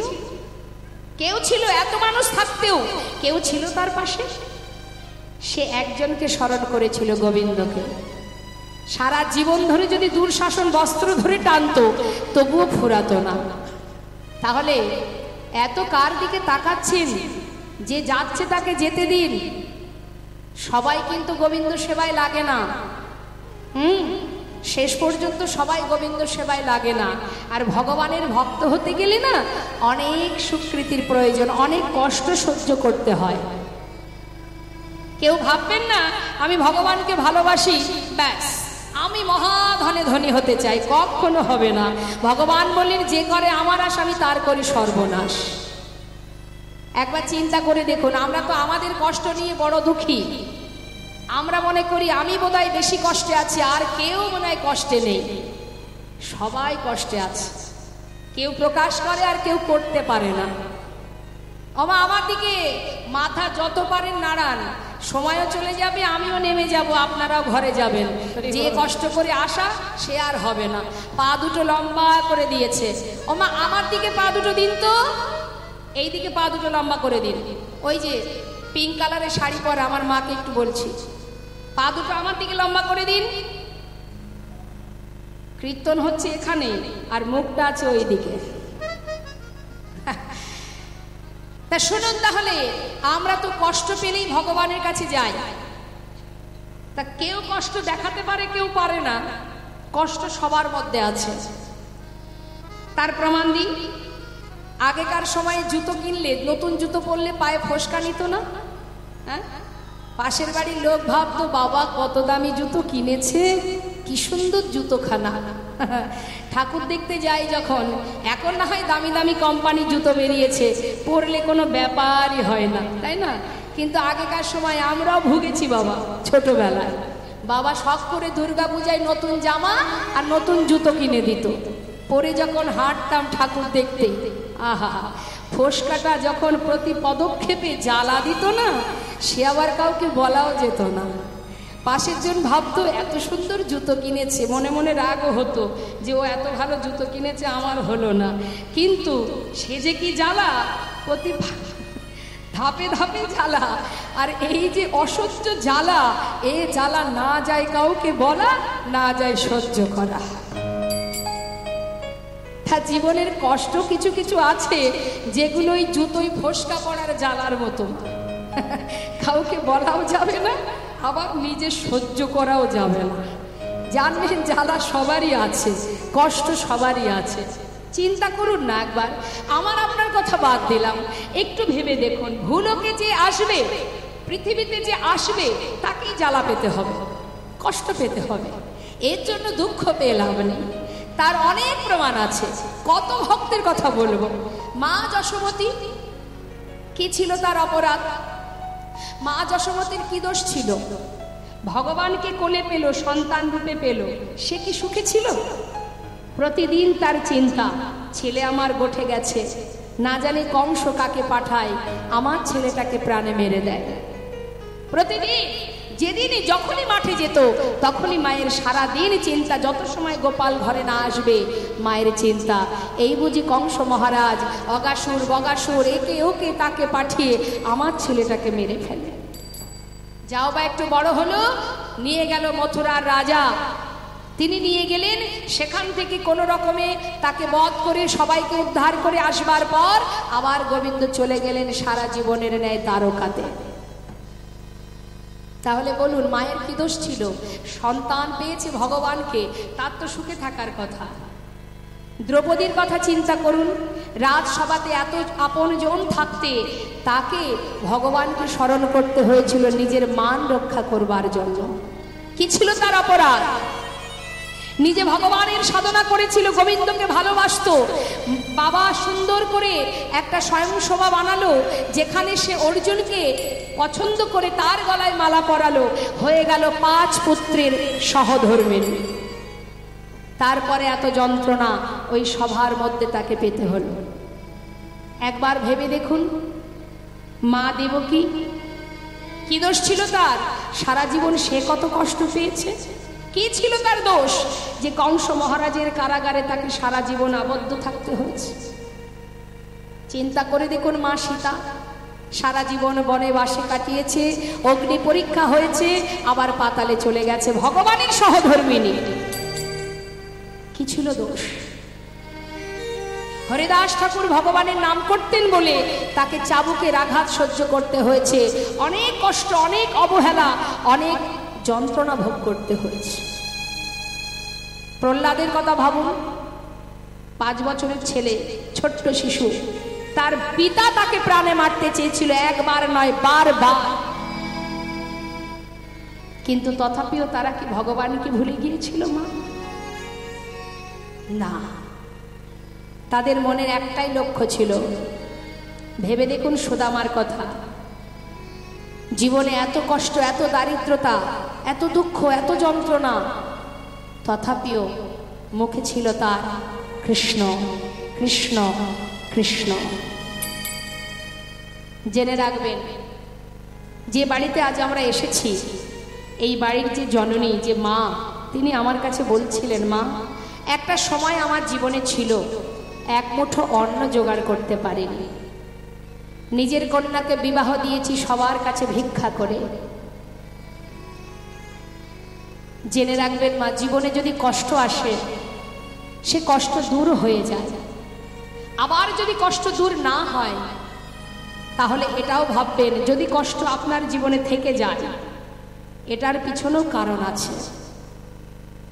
আপনাকে এই কষ্ট ভগবান দিচ্ছে, জানবেন এই কষ্ট দিচ্ছে কেন? আমার যাতে আরো জ্ঞান অর্জন হয়, আমার যাতে আরো আমি নিজেকে চিনতে পারি, আমার চেতনা হয়, আমার অভিজ্ঞতা হয়, আমি এই কষ্টের মধ্যে দিয়ে নিজেকে রক্ষা করে চলতে পারি। এই জন্য ভগবান কষ্ট দেন। আর কষ্টের পিছনে যাকে যত কষ্ট দেন, তার কষ্টের শেষে এমন একটা উপহার তার জন্য অপেক্ষা করে, যে যত কষ্টই পাক না কেন, কষ্টের শেষে প্রভুর কৃপা অনেক। তার প্রমাণ, সারা জীবন হরিদাস ঠাকুর কষ্ট পেয়ে অবশেষে মহাপ্রভু নিজে সন্তান হয়ে হরিদাসের শেষকৃত্য করেছিলেন। সুদামা সারা জীবন কষ্ট পেয়েছে, অবশেষে সে রাজপ্রাসাদ পেয়েছে। তাই কেউ যদি কখনো মনে করেন আমি বড় কষ্টে আছি, ভগবান আমাকে বেশি কষ্ট দিচ্ছে, কষ্ট তিনি এই জন্যই দেন, এই জন্যই কষ্ট দেন যাতে তুমি সহ্য করতে শেখো। তাতে কি হবে? যদি তুমি কষ্ট পেয়ে তাকে ভুলে না যাও, সে তো কি বললেন, যে করে আমার আশ আমি তার করি সর্বনাশ, তথাপিও যে না ছাড়ে আমার পাশ, আমি হই তার দাসানো দাস। তাই গৌর হরি বল। তাই তার কাছে শুধু কষ্ট চাইতে হবে, দুঃখ চাইতে হবে। তাতে কি হবে? সুখ পেলে ভগবানকে ভুলে যাব, কষ্ট পেলে তো তাকে ভুলবো না। শাস্ত্রে বললেন, দুঃখ পায় সে হরি ভজে সুখ না ভজে কই, সুখ মে যে হরি ভজে দুঃখ কাহা সে হয় রে মনোয়া, দুঃখ কাহা সে। তাই আমাদের জীবনের কষ্ট আর সুখ এরা দুজনে আসা যাওয়া করবে, তাদেরকে মানিয়ে নিয়ে চলাটাই হচ্ছে প্রকৃত জীবন।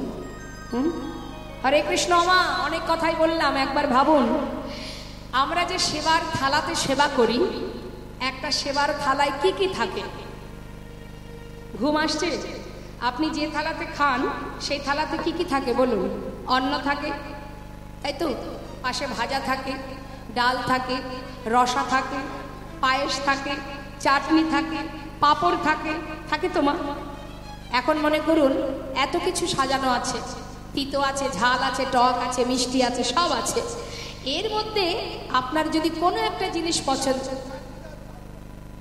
বেশ, কারোর যদি চাটনিটা প্রিয় হয়, মানে চাটনি খুব ভালোবাসে, সে তিতো ভালোবাসে না, টকও ভালো, মিষ্টিও ভালোবাসে না, তিতো ভালোবাসে না, ঝাল ভালোবাসে না, ঠিক আছে, তার চাটনিটা প্রিয়। এখন যদি থালা থেকে সব নামিয়ে এক থালা চাটনি আপনাকে দেওয়া হয়, ভালো লাগবে খেতে? লাগবে না। কখন ভালো লাগবে বলুন তো? যখন আর যারা ছিল তারা যদি থাকে। তার মানে আমি তিতো সেবা করব, ঝাল সেবা করব, মিষ্টি সেবা করব, আবার পাশে যদি একটু চাটনি থাকে তবেই সেটা ভালো লাগবে, তাই তো? তাহলে আমাদের জীবনটাও তাই, সেবার থালার মতো। এতে টক ঝাল মিষ্টি সব আছে, দুঃখ আছে, হাসি আছে, হারানো আছে, পাওয়া আছে, উঁচু আছে, নিচু আছে, সব কিছু আছে।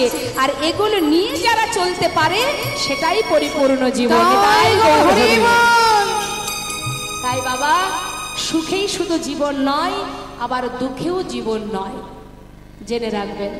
হ্যাঁ, শুধু সুখ পেলে শান্তি পাওয়া যায় না, আবার শুধু দুঃখ চিরকাল কারোর থাকে না। তাই সব কিছুকে মানিয়ে নেওয়াই হলো জীবন। যেমন বাবা, এখন তো গরমের সময়, হরে কৃষ্ণ মা, যান যান, যে খেতে যাচ্ছে তাকে একটু যেতে দিন। আমার দিকে তাকাবেন, এখন তো গরমের সময়, এই গরমে আমাদের অনেক কষ্ট হচ্ছে। আমরা কি গরমকে বলে দিতে পারি না যে দেখো প্রচন্ড গরম, সহ্য করতে পারছি না, হে ভগবান তুমি গরমটাকে তুলে নাও, পারছি না, সহ্য করতে পারছি না, গরমকে তুলে নাও, পারবো? বা এই গরম এসেছে বলে ভগবানকে খেতে দেব না? কি ভগবানকে আর খেতে দেব না গরম পড়েছে বলে? রাগ দেখাবো তার উপরে? না। তাহলে গরম পড়েছে বলে তার উপরে রাগ দেখাচ্ছি না, বরং কি করছি? গরম পড়েছে বলে গরমটাকে সাথে করে নিয়েই আমরা চলছি। তার জন্য ব্যবস্থা আছে, কুলার আছে, ফ্যান আছে, এসি আছে, সব কিছু নিয়ে মানিয়ে চলছি। আবার শীতের দিনে শীতকে রক্ষা করবার, শীতের হাত থেকে বাঁচার জন্য আমরা গরম পোশাক পরছি। তাই বলে শীতকে তো তাড়িয়ে দিচ্ছি না, যে ভগবানকে কটু কথাও বলছি না। তাহলে সব কিছুকে মানিয়ে নিয়ে চলাটাই পরিপূর্ণ জীবন। এটাই গৌর হরিবল। একবার দু হাত তুলে সবাই মিলে তুলুন, দেখে হাত সবাই তুলুন। প্রত্যেকে তুলেছেন তো? এইটুকু তুলবেন না, পুরোটা তুলুন। হ্যাঁ, ছলো ছলো নয়নে হাসি মাখা বদনে, ছলো ছলো নয়নে হাসি মাখা বদনে, আনন্দ কাননে একবার ভ্রময় নিবার। সবাই মিলে দুহাত তুলে হরি বল, হরি বল মনে রে আমার, হরি বল, হরি বল মনে রে আমার, হরি বল, হরি বল মনে রে। তালে তালে, হ্যাঁ,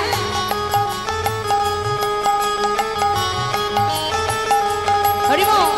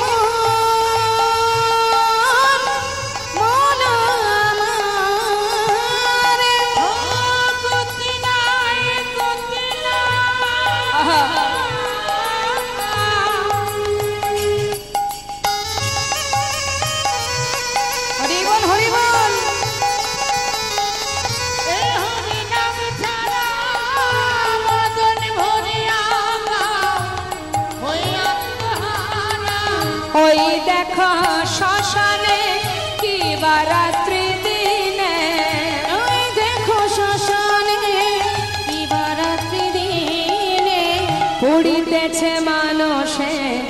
কত অহংকার।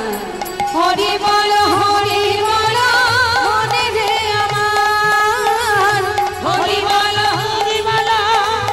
মনে রে আমার, হরি বল মনে রে আমার, হরি বল নাই গৌর হরি বল। মনে রে আমার, হরি বল মনে রে আমার।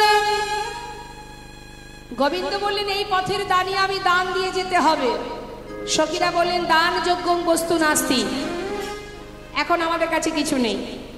আমরা এখন যাচ্ছি মথুরার হাটে, যখন দধি দুগ্ধ ঘোল বিক্রি করে ফিরবো, ফেরার পথে দান দিয়ে যাব।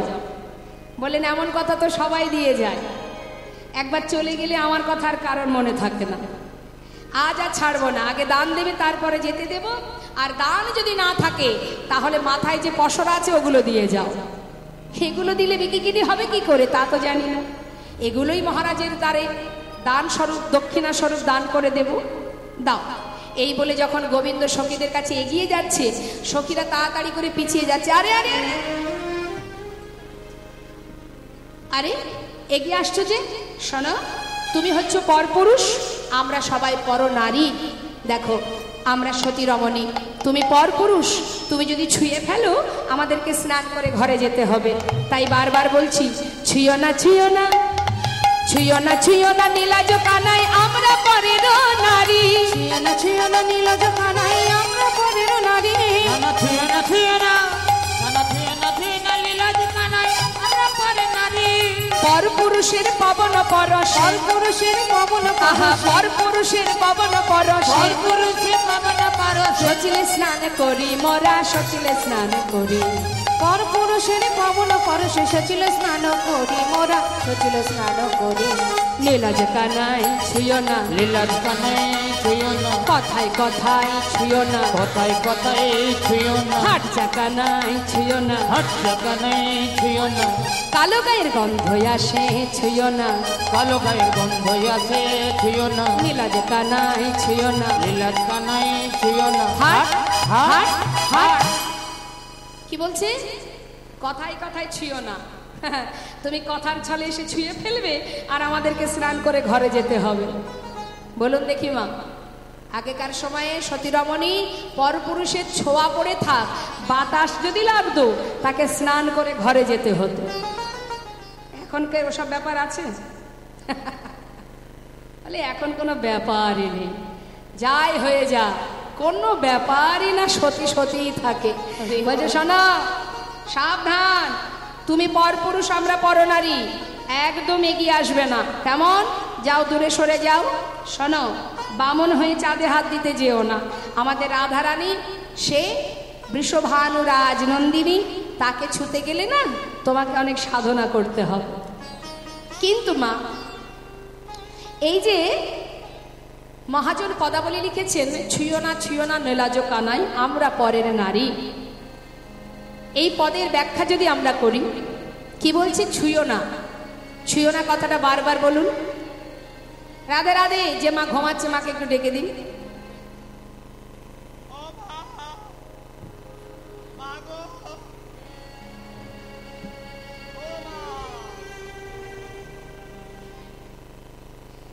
আচ্ছা, ছুঁয়ো না কথাটা মানে ছুঁয়ো না শব্দটা যদি বারবার বলা হয়, বলুন আপনারা একভাবে বলবেন, ছুঁয়ো না ছুঁয়ো না ছুঁয়ো না ছুঁয়ো না ছুঁয়ো না ছুঁয়ো না ছুঁয়ো না ছুঁয়ো।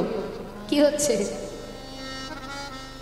যে কথাটা বলছে ছুঁয়ো না ছুঁয়ো না ছুঁয়ো না ছুঁয়ো না ছুঁয়ো না ছুঁয়ো, এটা মুখের কথা ছুঁয়ো না, আর মনের কথা কি? হে গোবিন্দ তুমি ছাড়া আমাদের কে বাছবে, তুমি ছাড়া হরিব আমাদের কে বাছবে, তোমার দেওয়া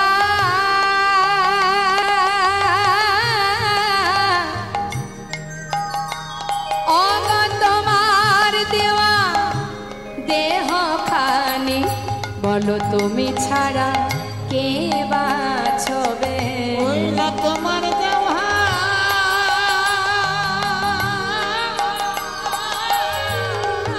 আহা, তোমার দেওয়া এই দেহ খানি হরি বল। হে গোবিন্দ তুমি ছাড়া কে বাঁচবে?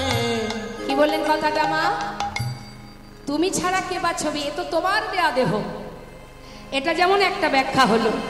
আরো একটা কথা কি বললেন? ছুঁয়ো না নীলাজ কানাই, আমরা পরের নারী। এই পরের নারী কথাটা যদি বারবার বলা হয় কি আসবে? পরের নারী, পরের নারী, পরের নারী, পরের নারী, পরের নারী। আমরা পরের নই, আমরা যুগে যুগে আয় শুধু তোমারি। নেদাই গৌর হরিবল হরিবল। যুগে শুধু তোমারি আমরা পর নারী, পর নারী, আমরা পরের নই, যুগে যুগে শুধু তোমারি। আমরা বড় নারী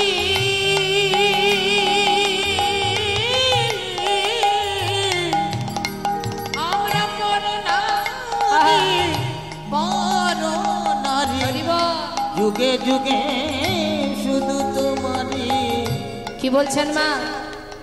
গিরি গিয়া যদি গৌরিয়া রাধন পানি কর কনক ধুমে। গিরি গিয়া যদি গৌরিয়া রাধন পান করো কনক ধুমে। কামে সাগরে কামনা কর বেনি বদরি কাশ্রমে। কামে সাগরে কামনা করো বেনি বদরিকা শ্রমে। সরজয় পরাগে সহস্র সুন্দরী যদি ব্রাহ্মণ কর হসা, তবু হবে না হে তোমার শকত আমাদের রায় অঙ্গে দিতে হা। শোনো, গোবিন্দ দাসের বচন মানহ না করো এমন ঢঙ্গ। জয় নাগরীয় রসায়াগরী করো হতা কর করো হতা করো সঙ্গ। না করো এমন ভঙ্গ, করো হতা করো সঙ্গ। মহাজন গোবিন্দ দাস তিনি বলছেন, হে রাধে, রং ঢং করে সময় নষ্ট করো না, সময় চলে গেলে আর পাবে না। করো হতা করো সঙ্গ, তার সঙ্গ করো। আর এদিকে সখীরা বলছে, তোমাকে যে দান দেব, কে তোমাকে দানি হিসাবে নিযুক্ত করেছে? যে ছেলের কোনো গুণ নেই তাকে সমাজে কোনো কাজে লাগে? তাকে এক প্রকার কি বলে? পাগল। যার কোনো গুণ নেই তাকে কেউ ভালোবাসে না, তার কোনো কাজেই লাগে না। কি গুণ আছে তোমার? এবার ব্যাখ্যা দিচ্ছে সখীগণ, রাধারানীকে বলছে, শ্যামনাগর, তোমাকে যে কংস মহারাজ দানি করেছে, তোমার গুণের কথাগুলো একটু বলি শোনো। কি বলছে মা? একে একে শুনবো আমরা। বলো বলো কোন গুণে, বলো বলো কোন গুণে, হে গোবিন্দ কোন গুণে বিধি তোমার দানি করেছে। বলো বলো কোন গুণে বিধি তোমার দানি করেছে। কোন গুণে, কোন গুণে বিধি তোমার দানি করেছে। বলো বলো কোন গুণে বিধি তোমার দানি করেছে। দানি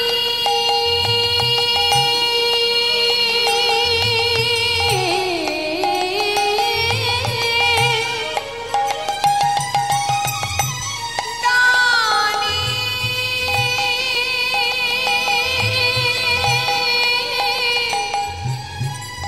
দানি করেছে। বলো দানি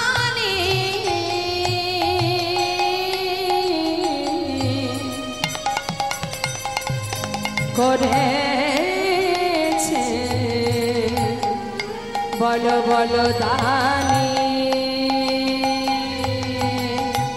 করেছে, বলো কোন গুণে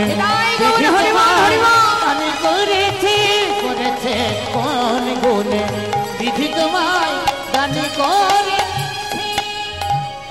এবার বলছি গুণের কথা। তুমি রূপেতে ভ্রমরা গুণে ননি চরা, পেতে ভ্রমরা আবার গুণে ননি চরা, ধানেতে ধবলি বসতি গাছে দান দানি করেছে কোন গুণে বিধি তোমায় দান করেছে, বলো কোন গুণে বিধি তোমায় দান করেছে। এবার একটা একটা করে বোঝাবো। রূপেতে ভ্রমরা গুণে ননিচরা ধনে ধবলি বসতি গাছে। আপনি যদি আপনার কন্যাকে বিবাহ দিতে চান, ছেলের বাড়িতে গিয়ে সবার আগে আপনি কি দেখবেন? আমার সাথে কথা বলুন। পাত্রের বাড়িতে গিয়ে সবার আগে আমরা কি দেখি?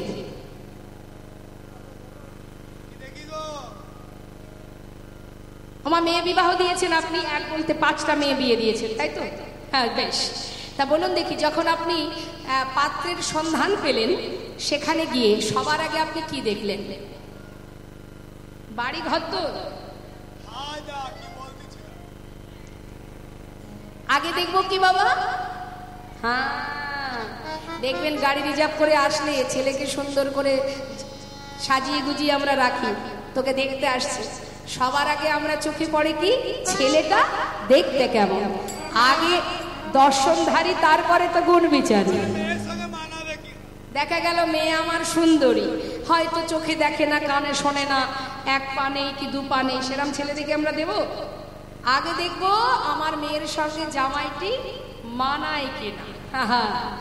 রূপেতে সখীরা বলছে, হে গোবিন্দ, তোমাকে যে মহারাজ দানি করেছে, কি গুণ আছে তোমার? রূপেতে তুমি ভ্রমরা, গায়ের রং ভ্রমরের মতো কালো।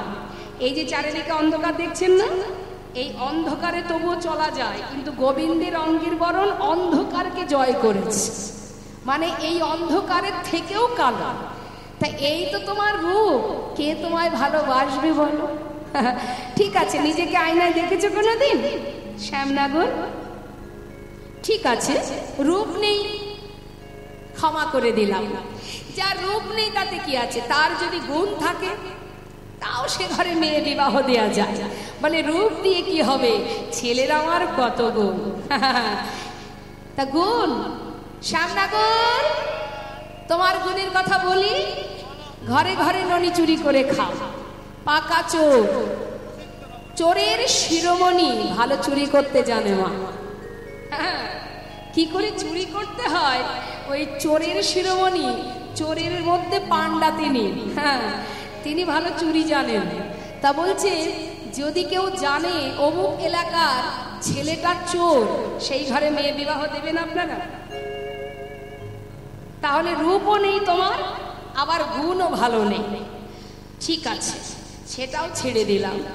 যদি তোমার বিশাল মানে অনেক ধন সম্পদ থাকতো, তাও তো আমার মেয়ে খেয়ে পড়ে বেঁচে থাকতো, সে ঘরে মেয়ে দেয়া যেত। আগেকার সময় দেখতো না, মা বাবা কি দেখতো আগেকার সময়? আগেকার সময় দেখতো যে জামাই যে বাড়িতে মেয়ে বিবাহ দেব, সেই বাড়িতে কতজন সদস্য আছে, কত জমি জায়গা আছে, কত বাড়ি আছে, কটা গাড়ি আছে, তাই না? কতটা জমি আছে, ধানের গোলা কতগুলো আছে, এগুলো আগে দেখতো। এখন না হয় দেখে যে জামাই কি করে, আগে আবার এসব দেখতো না। বাবার যদি থাকে সে ঘরে মেয়ে দেওয়া যেত। তা সখীরা বলছে, যদি তোমার ধন সম্পদ থাকতো শ্যামনগর, তবুও কেউ না কেউ তোমাকে ভালোবাসতো। ধন সম্পদ বলতে আছে তো 9 লক্ষ ধেনু, যাদের নিয়ে মাঠে মাঠে ঘোরো, তাও যদি তোমার হতো কোনো কথাই ছিল না, সবই তো তোমার পিতা নন্দ মহারাজের, নিজের তো কিছু নেই। ঠিক আছে, রূপ নেই, গুণ নেই, ধন নেই, মেনে নিলাম। যদি মনে করো তার বিশাল অট্টালিকা থাকতো, মানে বসতি যদি থাকতো, বসতি কোথায় গোবিন্দের? আহা, শ্যামনগর তোমার বসতি কোথায়? সারাদিন ওই গাছের ডালে উঠে বসে থাকো। রূপেতে ভ্রমরা, গুণে ননিচোরা, ধনে ধবলি, তাও তোমার পিতার, আর বসতি গাছ। তাই সাবধান, বামন হয়ে আমাদের চাঁদে হাত দিতে যেও না। হইয়া বামন স্বভাব এমন, তুমি হইয়া বামন স্বভাব এমন, হাত বাড়ায় চাঁদেরও কাছে দানে করেছে গনে গনে বিধি তোমার দানে করেছে। কথায় আছে, স্বনামে পুরুষ ধন্য, পিতৃ নামে চ মধ্যম, শ্বশুরের নামে যে বিলায় সে হলো অধম, স্ত্রীর নামে যে বিলায় সে হলো অধম অধম। বুঝতে পারলেন কথাটা? ভেঙে দিচ্ছি ভালো করে বুঝিয়ে। স্বনামে পুরুষ ধন্য মানে এখানে যত পুরুষ জাতি আছেন তাদেরকে বলা হচ্ছে, যে পুরুষ নিজের ক্ষমতায় সবার কাছে, সমাজের কাছে পরিচিত থাকেন, সে হচ্ছে উত্তম পুরুষ। আর যে পুরুষ পিতার পরিচয়ে পরিচিত থাকেন তিনি হচ্ছেন মধ্যম পুরুষ। আর যে পুরুষ শ্বশুরের পরিচয়ে পরিচিত থাকেন তিনি হলেন অধম পুরুষ। আর যিনি স্ত্রীর পরিচয়ে পরিচিত থাকেন তিনি হলেন অধম অধম পুরুষ। বুঝতে পারলেন মা? স্ত্রীর পরিচয়ে পরিচিত মানে, মনে করুন স্ত্রী স্কুলের একটা বড় একটা পজিশনে আছে, মনে করুন একটা দিদিমণি। এখন দাদাবাবু কোনো কাজই করেন না, এখন সবাই ওই দিদিমণিকে চেনে, তাই দিদিমণির কারণে দাদাবাবুকে চেনে। এখন হয়তো আমি জিজ্ঞাসা করলাম যে এই ভদ্রলোককে তো আগে কখনো দেখিনি, ইনি কে? আপনি আমাকে বোঝালেন, চিনতে পারছো না? অমুক দিদিমণির স্বামী। তার মানে কি হলো, দাদাবাবুকে কেউ চেনে না, দিদিমণিকে সবাই চেনে। দিদিমণির পরিচয়ে দাদাবাবু পরিচিত। ইনি হচ্ছেন অধম অধম পুরুষ। শ্যামনগর, কি গুণ আছে তোমার, তাই পথ ছেড়ে দাও, আমরা সবাই হাটে যাই। গোবিন্দ বলেন, তা তো হবে না। শোনো শোনো, এত কথা বললে, কিন্তু কথা বলেছ যখন উত্তরটা নিয়ে যাবে না। আমার দেখতে ভালো না, গায়ের রং কালো, আমার কোনো গুণ নেই, সব মেনে নিলাম, কিন্তু সুন্দরী তোমাদের গায়ের রং ফর্সা, যাকে চলিত ভাষায় বলা হয় কটা, বলে না? হ্যাঁ, তা বলি সুন্দরী শোনো, যাদের গায়ের রং ফর্সা তাদেরকে বলি, মানে সখীদের গায়ের রং তো ফর্সা, তাই তাদেরকে উদ্দেশ্য করে গোবিন্দ বলছে। এতক্ষণ তো আমাকে বললে, এবার আমি বলি শোনো। কি বলবে তুমি আবার? বলবো তো বটেই। অসুন্দরী কালো কালো করো না ও গোয়ালার ঝি, কালো কালো করো না ও গোয়ালার ঝি, কালো কালো করো না ও গোয়ালার ঝি। বিধাতা করেছে কালো, বিধাতা করেছে কালো, বিধাতা করেছে কালো, বিধাতা করেছে কালো, আমি করব কি? নিতাই গৌর হরি বল হরি বল। করো না গো ও গোয়ালার ঝি, কালো কালো করো না ও গোয়ালার ঝি। কালো সে যমুনার জল,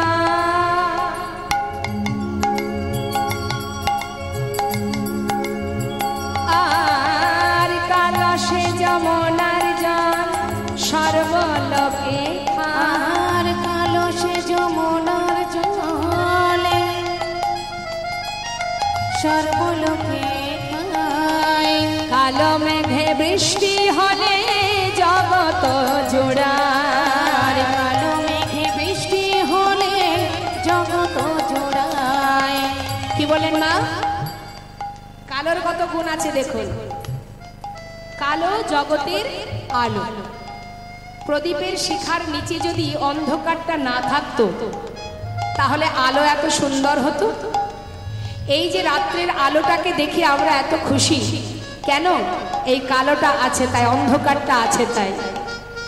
দিনের বেলা সূর্যকে পেয়ে আমরা খুশি হই কেন?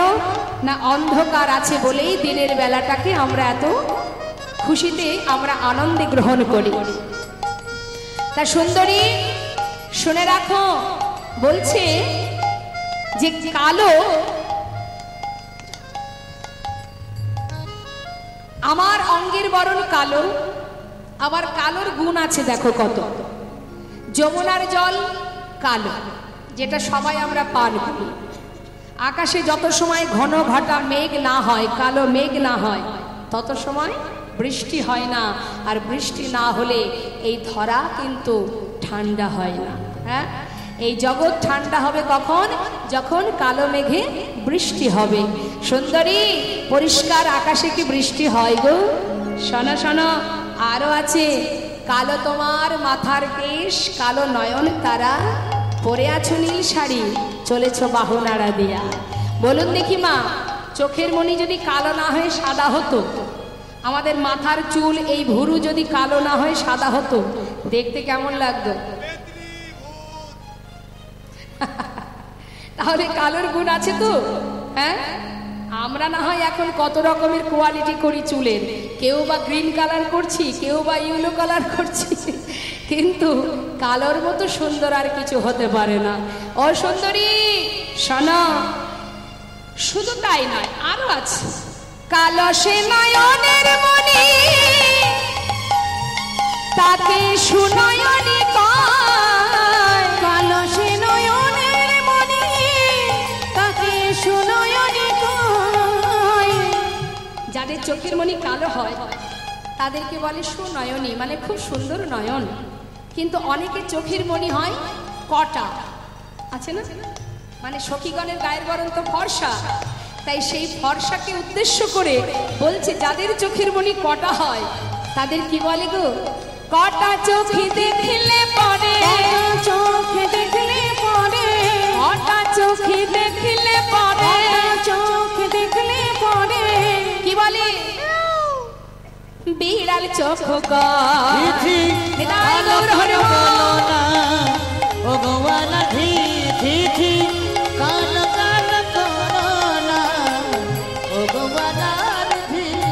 আরো আছে। সখীগণ কথাগুলো শুনছে আর তাদের বদনটা শুকিয়ে যাচ্ছে।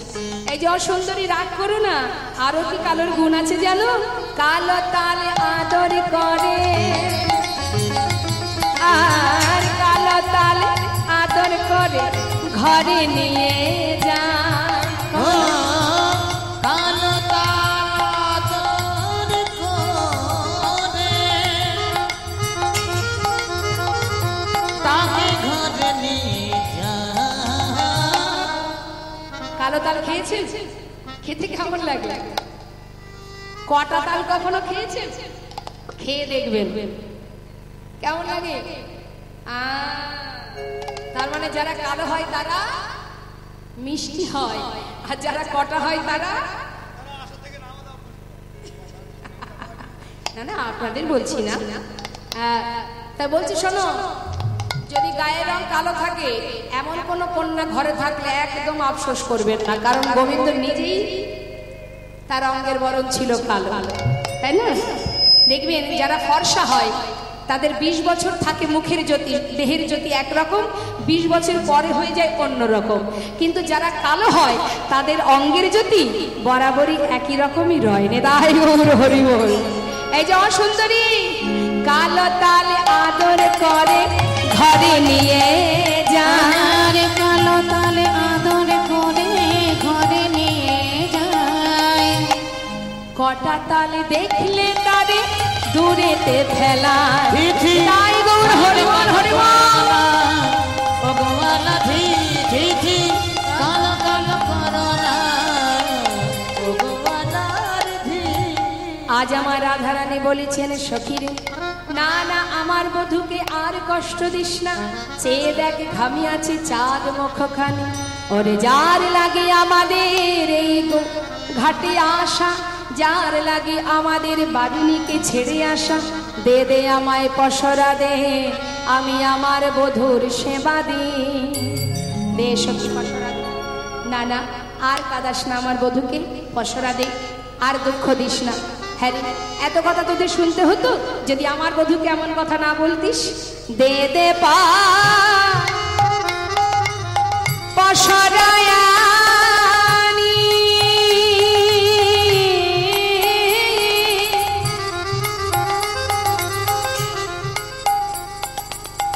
ওরে জানে লাগে বিকি কিনি।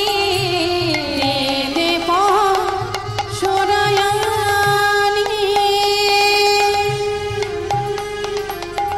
যার লাগে বিকি কিনি সেই খা ক্ষীর স্বর্ণবনি, সেই খা ক্ষীর স্বর্ণবনি।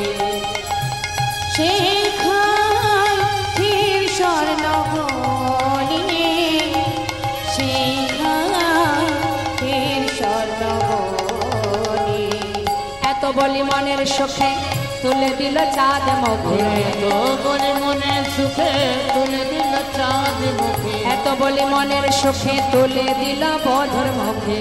এত বলে মনের সুখে তুলে দিল বধুর মুখে।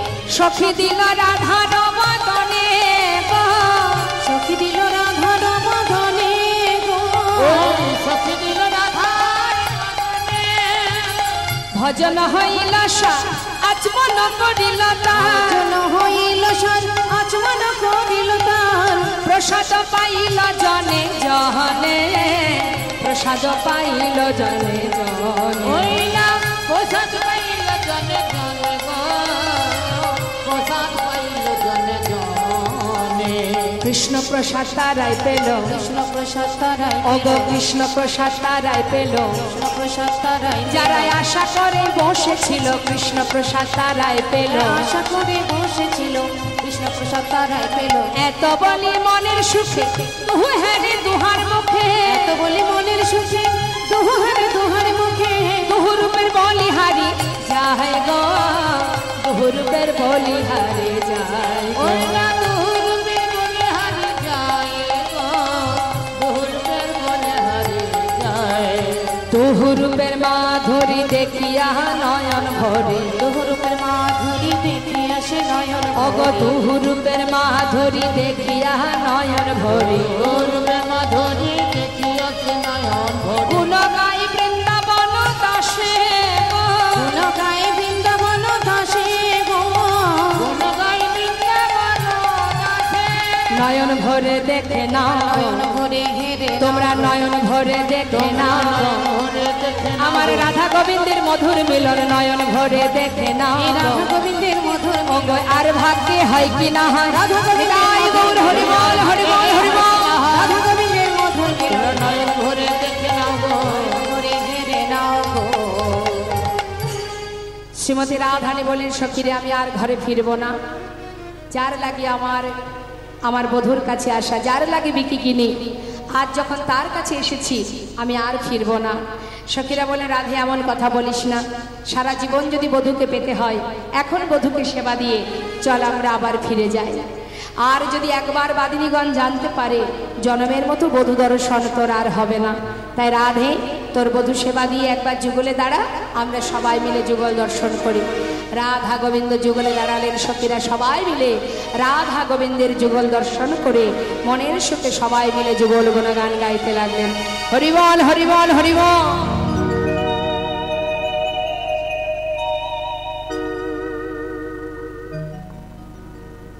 সবাই মিলে আমরা সখী অনুগত হয়ে যুগল গুণগান গাইব। জয় রাধে রাধে ব কৃষ্ণ কৃষ্ণ ব রাধে রাধে ব। আচ্ছা সবাই একটু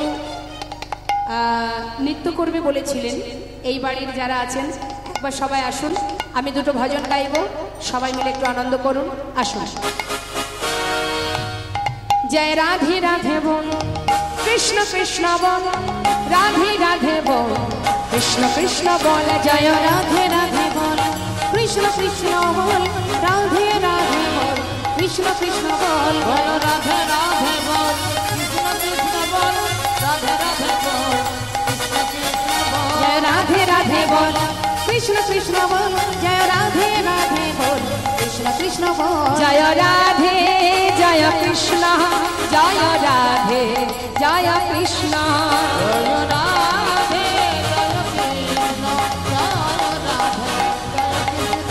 জয় রাধে রাধে বল কৃষ্ণ কৃষ্ণ বল রাধে রাধে বল কৃষ্ণ কৃষ্ণ বল জয় রাধে রাধে বল কৃষ্ণ কৃষ্ণ বল রাধে রাধে বল কৃষ্ণ কৃষ্ণ বল জয় রাধে।